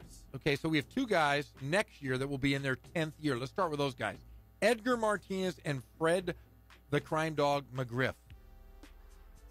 That's really tough. Let's start with Edgar Martinez. Probably when those Seattle Mariners teams really burst onto the scene with Randy Johnson, King Griffey Jr., Jay Buhner, Edgar Martinez was the hit machine. He was unbelievable. The problem is he was a DH. I think they're holding that against him. Could I be wrong? No, you're right. I do, however, think he is going to be one of the few that gets in next year. He had the highest vote percentage last year at 70.4. I think in his last year, those writers are going to give it to him. He's got 2,247 hits, 309 RBIs, and 1,261 RBIs. So I think he will get in on his 10th year. Plus, it's a weak class. For the first-timers, it's kind of weak. Yes. Mario Rivera, Roy Halladay, the other guys we mentioned. Todd Helton, Andy I Pettitte. think they might want to put Edgar Martinez through. Who was the other guy? The Crime Dog? The Fred Crime McGriff? Dog, Fred McGriff. See, he's got 2,490 hits, 493 home runs. But he only got 23% of the vote. Yeah, see, you know what? year. He's short in all the major categories. He didn't get to 500 home runs. I would even say 2,500 hits would be closer, although you'd want to get like 3,000. How many RBI did he have? Did he have over 2,000? He had 1,550. No, he's not going to get Nope. in. No, he's not going to get Okay, let's go to this year 7. Those are the next guys. We have Roger Clemens, Barry Bonds, and Kurt Schilling in that group. Now- That's a very good group. They're in my book, and I know this is probably unpopular. They're all three of them are Hall of Famers, but I don't know if any of them get in. Now Barry Bonds has been closing the gap. What'd you say, like 56? He is at 56.4%. Yeah, you need 75. Like, I don't know. I don't know if any of those guys ever get in. But when you think back of the greatest of all time, you're going to think of those guys. Yeah, I mean, just think of Barry Bonds' numbers and just think of this. 2,935 hits, 762 home runs, 1,996 RBIs. But here's the stat that stands out, and nobody comes close to this. He was walked 2,558 times. You remember in his heyday, he hardly hit. He might get one good pitch all game in all his at bats, like 4 at bats a game. Just think of it this way. Second on this list of most walks goes to Manny Ramirez, and he had 1,329. So over 1,000 more walks than Manny Ramirez. And he still put up those numbers. That's an incredible stat. The only thing, like I said, the only thing that's keeping him out is himself. Yeah. Single season home run record, career home run record. Although I don't know if people really acknowledge him as the home run king. You know what I mean? Like when I don't know. In my book, I kind of think it's still Hank Aaron. But let's go down just a couple more other guys. Let's do here. real quick. Yeah. Mike Mussina. He is second in voting in his 6th year. He got 63% of the vote. Do you have his stats? I do. What's his numbers He like? was 270 wins to 153 losses with a 3.6 ERA. I say Roy Halladay gets in before him. That's a good call. If I had to pick. But being it's the 6th year, he's got 3 or 4 more years to kind of give that. Or 4 And more again, years. this is kind of a weak class for the first timer. So I'm not saying Barry Bonds is going to jump up to 75% and get in, but you're right. I think Edgar Martinez is going to get in. All those other guys, maybe you see those percentages go up. Okay, Manny Ramirez, Jeff Kent, Gary Sheffield. See, they're all great, but it's all that steroid era. You know what I mean? Like, they're all great. They're all fantastic. Jeff Kent might be the closest without being really linked to that. I called him the greatest offensive second baseman that we've seen in our modern era. Almost 2,500 hits, 377 home runs, but not enough RBIs, 1,500 RBIs. He was great, though. Yes. He was fantastic. All right, so that's a quick look at what the Hall of Fame class might look like for next year. If you have a take, make sure you hit us up on Twitter at Inland_sports or on Instagram, Inland_sports_show.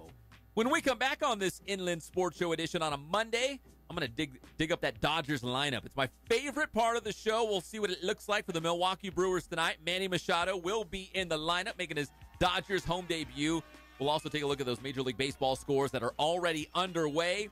And the Angels' top prospect in all of the minor league system, he's gone. He's left San Bernardino. He left the 66ers, and he's not looking back until he hits the bigs. We'll talk about that as well when we come back on the Inland Sports Show, Fox Sports IE, 1350 AM. You know what your problem is?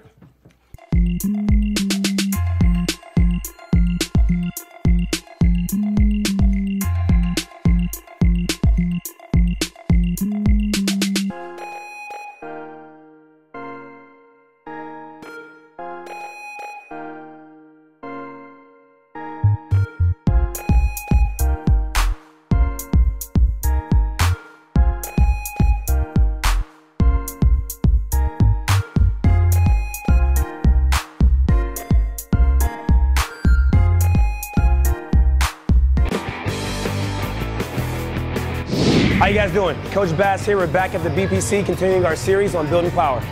Today we're going to demonstrate a speed squat, and there's 3 aspects of this. There's a slow eccentric, an isometric, and a fast concentric. Now, concentric is going on the way up, and it's got to be fast and explosive as possible. So what Zach's going to do, he's going to get under the bar. All right, those thumbs around Zach. All right, he's going to go ahead and lift off. He's going to give me a 2-1-X tempo. He's going to go down slow, pause, then fast up. Good. What I'm really looking for here is bar speed. All right? That pause. And like I said, we're working 3 different elements of strength, right? We got that slow eccentric on the way down, that pause, and then fast up. This is a great drill to turn all that strength gain in the offseason to power. So like I said, this is a great drill that actually works on 3 different aspects of strength. All right, we got that slow eccentric going down. We got that isometric pause, that fast concentric going up. So while it maximizes power, we're still hitting 3 different elements of strength. We do it right here at Boost. Today's tip is all about the speed squat, and what I want to talk about is how we progress this exercise here at Boost. So we showed you guys a 2-1-X tempo that was going down for 2 seconds, pause 1, and then that fast concentric coming up. So what we'll do is over time, we'll play with the tempos a little bit, and we'll go from a 2-1-X to a 1-1-X tempo going down 1 second, pausing for 1 second coming up, or we'll go with an X1-X tempo with a quick eccentric, isometric contraction, and then we'll come up with the fast concentric. So a lot of different ways that we like to progress our athletes. Building strong and powerful athletes is what we do right here at Boost. Grind hard, stay solid.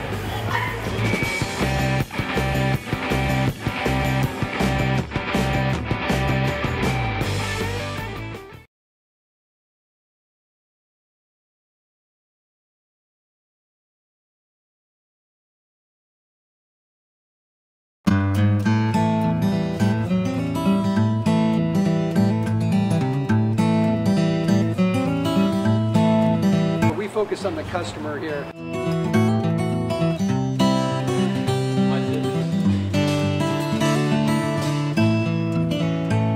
Believe it or not, that is the biggest thing for customers on an oil change. They just want the convenience of coming in, driving in, getting it done, and driving out.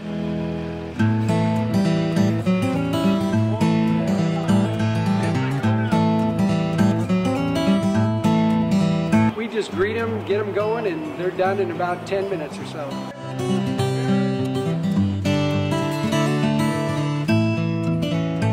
We don't push any sales on them. We do the oil change, and I think that's what sets us apart is our customer service. Vacuumed and cleaned your windshield for you as well. Everything's looking pretty good. Come into us one time, believe me, we'll spoil you and you'll be ready to come back the next time.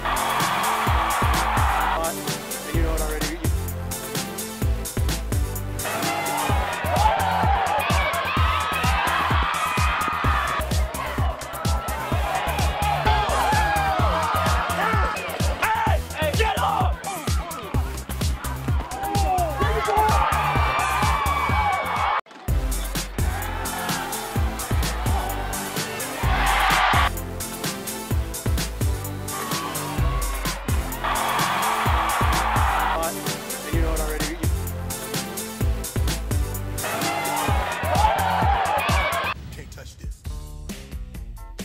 You can't touch this. Welcome back to the Inland Sports Show on Fox Sports IE, 1350 AM.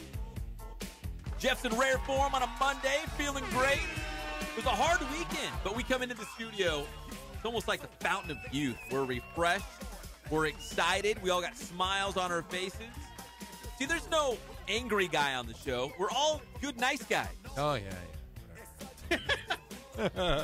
Oh, Jeff. Hey, we're proudly brought to you by our good friends at Boost Performance Training in Corona with Coach Ray Vass. In fact, I just saw a tweet. I'm going to find it right now because I saw it too. You see, it's called the Boost Way, and I want to make sure I get it right because it was that good. It was amazing. Of course, my phone's freaking out right now. Yeah. But yeah, Boost. Those guys are awesome over there. They can train anyone, here it is. anytime, any place to be the very best in the world. At the Boost Performance Center, they say small classes, huge results. I'm going to join. So, and the first strength and speed class is always free at Boost Performance Training. So if I mention myself, right? If I mention Jeff, I get the first class free? Yes. So I'm going to go in and I'm going to say, Jeff Gorham sent me.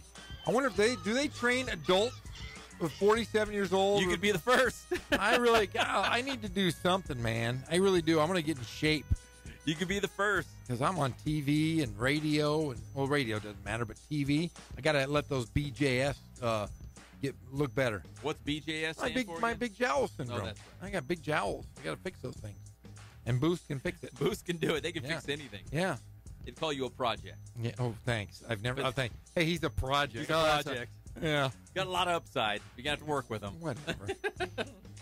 All right. The Dodgers taking on the Brewers tonight. It'll be Manny Machado's home debut for the Dodgers. In fact, I just saw September 22nd. They have just announced on September 22nd. That's a Saturday.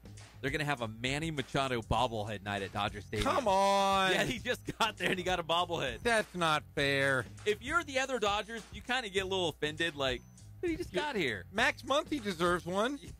Did he have one? Maybe he had one. I don't think he had one. I don't think he had one. He came out of nowhere. I have my own bobblehead. Do you? No, I just felt like saying it right there. All right, so Manny's getting his first bobblehead.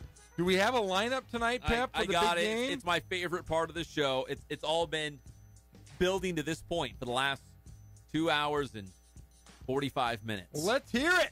All right, so here's the Dodgers lineup as they take the field tonight at the Ravine against the Milwaukee Brewers. Leading off in left field, it's young Jock Peterson. Hitting second at third base, playing the part of Justin Turner, will be Manny Machado. Batting second, hitting third, right? That's kind of JT's spot.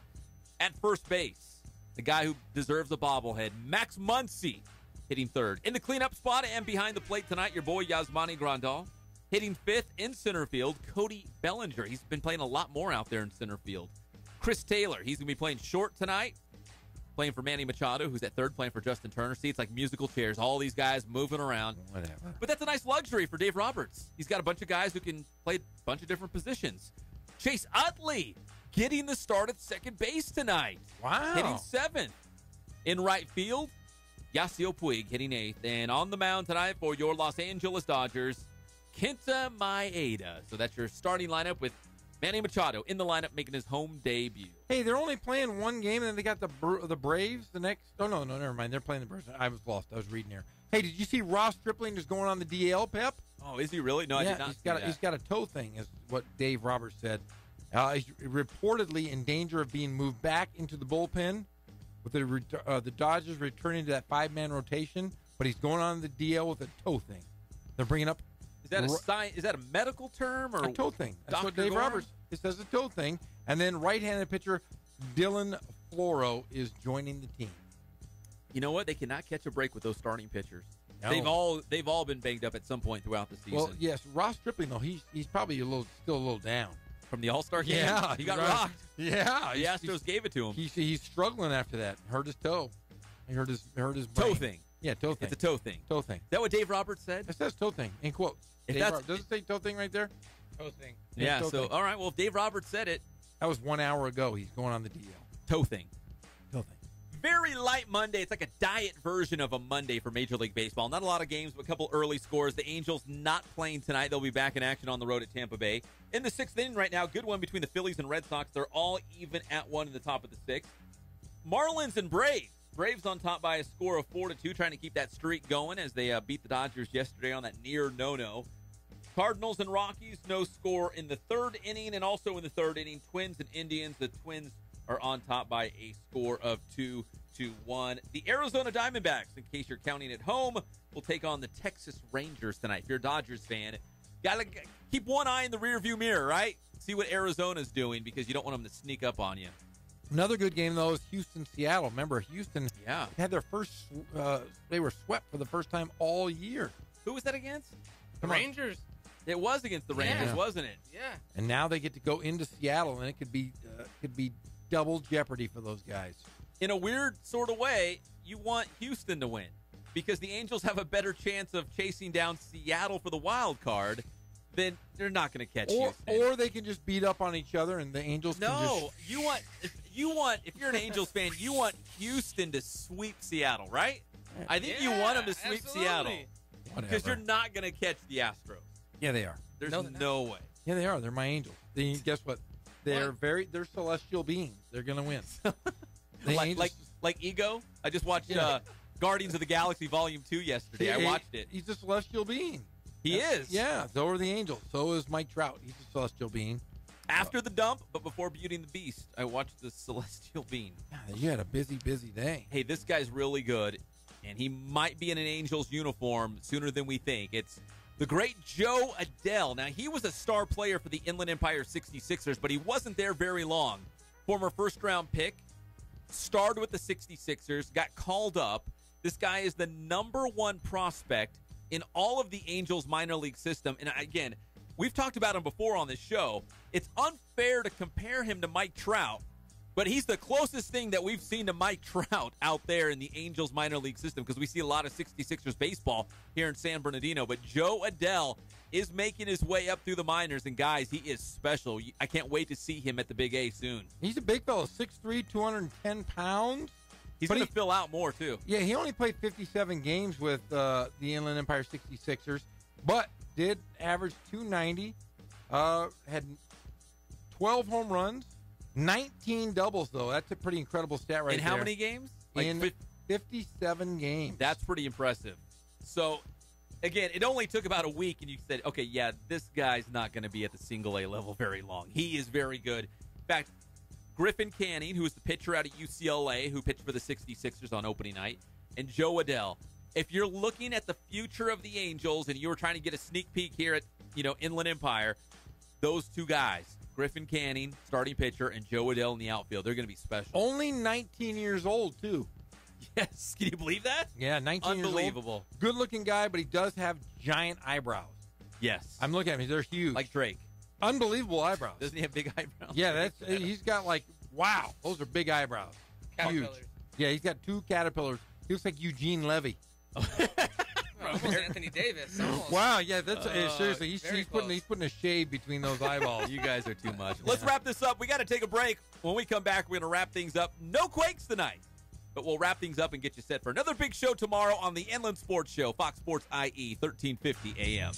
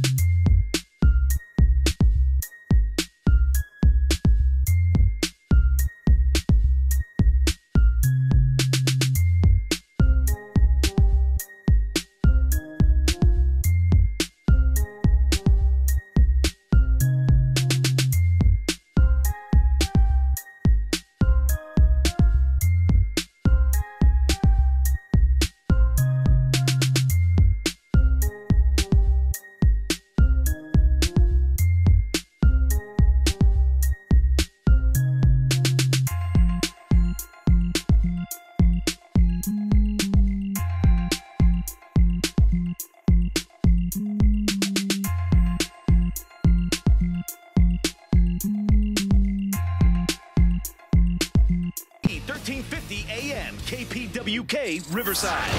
6 years ago, we started playing a little game. And now, we're all going to sit down and we're going to finish it. And guess what? It's your turn. We're back to the Inland Sports Show. Here are your hosts, Pep Fernandez and Jeff Gorham.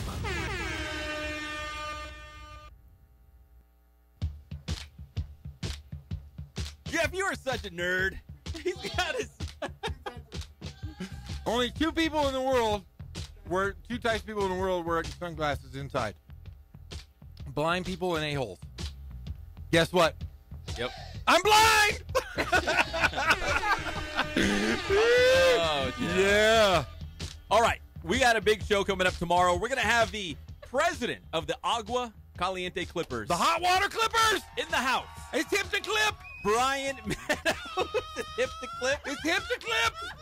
I covered the D-League for a long time. I know it's the G-League now. We're going to reconnect with our basketball roots, Jeff. Hey. We're going to talk Clippers basketball. I love the Clippers. I do. Does Danny Manning still play for him?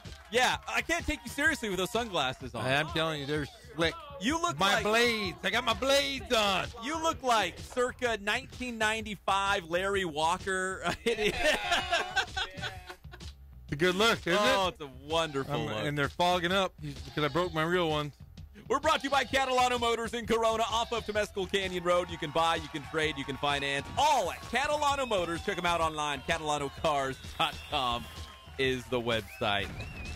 If you're not watching live and amplified right now on the Inland Sports Channel, you're missing out. You are. There is Jeff. I can't wait for the Clippers tomorrow, though. Tomorrow, we'll talk Agua Caliente Clippers. Hot water Clippers. Sua Cravens from the Denver Broncos. Oh, hey. Talking to the media. He didn't play all of last year. No. The pride of Vista Marietta High School. No. And you were telling me something weird about Jim Harbaugh not eating chicken. Yeah, we're going to discuss that. That's a big, big news story. Oh, that is a very big news story. Huge. We're going to sink our teeth into that one, too. Yeah. All right. Tomorrow, we'll see you at 3 o'clock again. No Quakes baseball tonight. They have the night off. Back in action tomorrow against Lake Elsinore right here on Fox Sports IE, 1350 a.m. As for us, we'll see you tomorrow right at 3 p.m. on the one and only Inland Sports Show, Fox Sports IE, 1350 a.m. Hey, guys. Bye.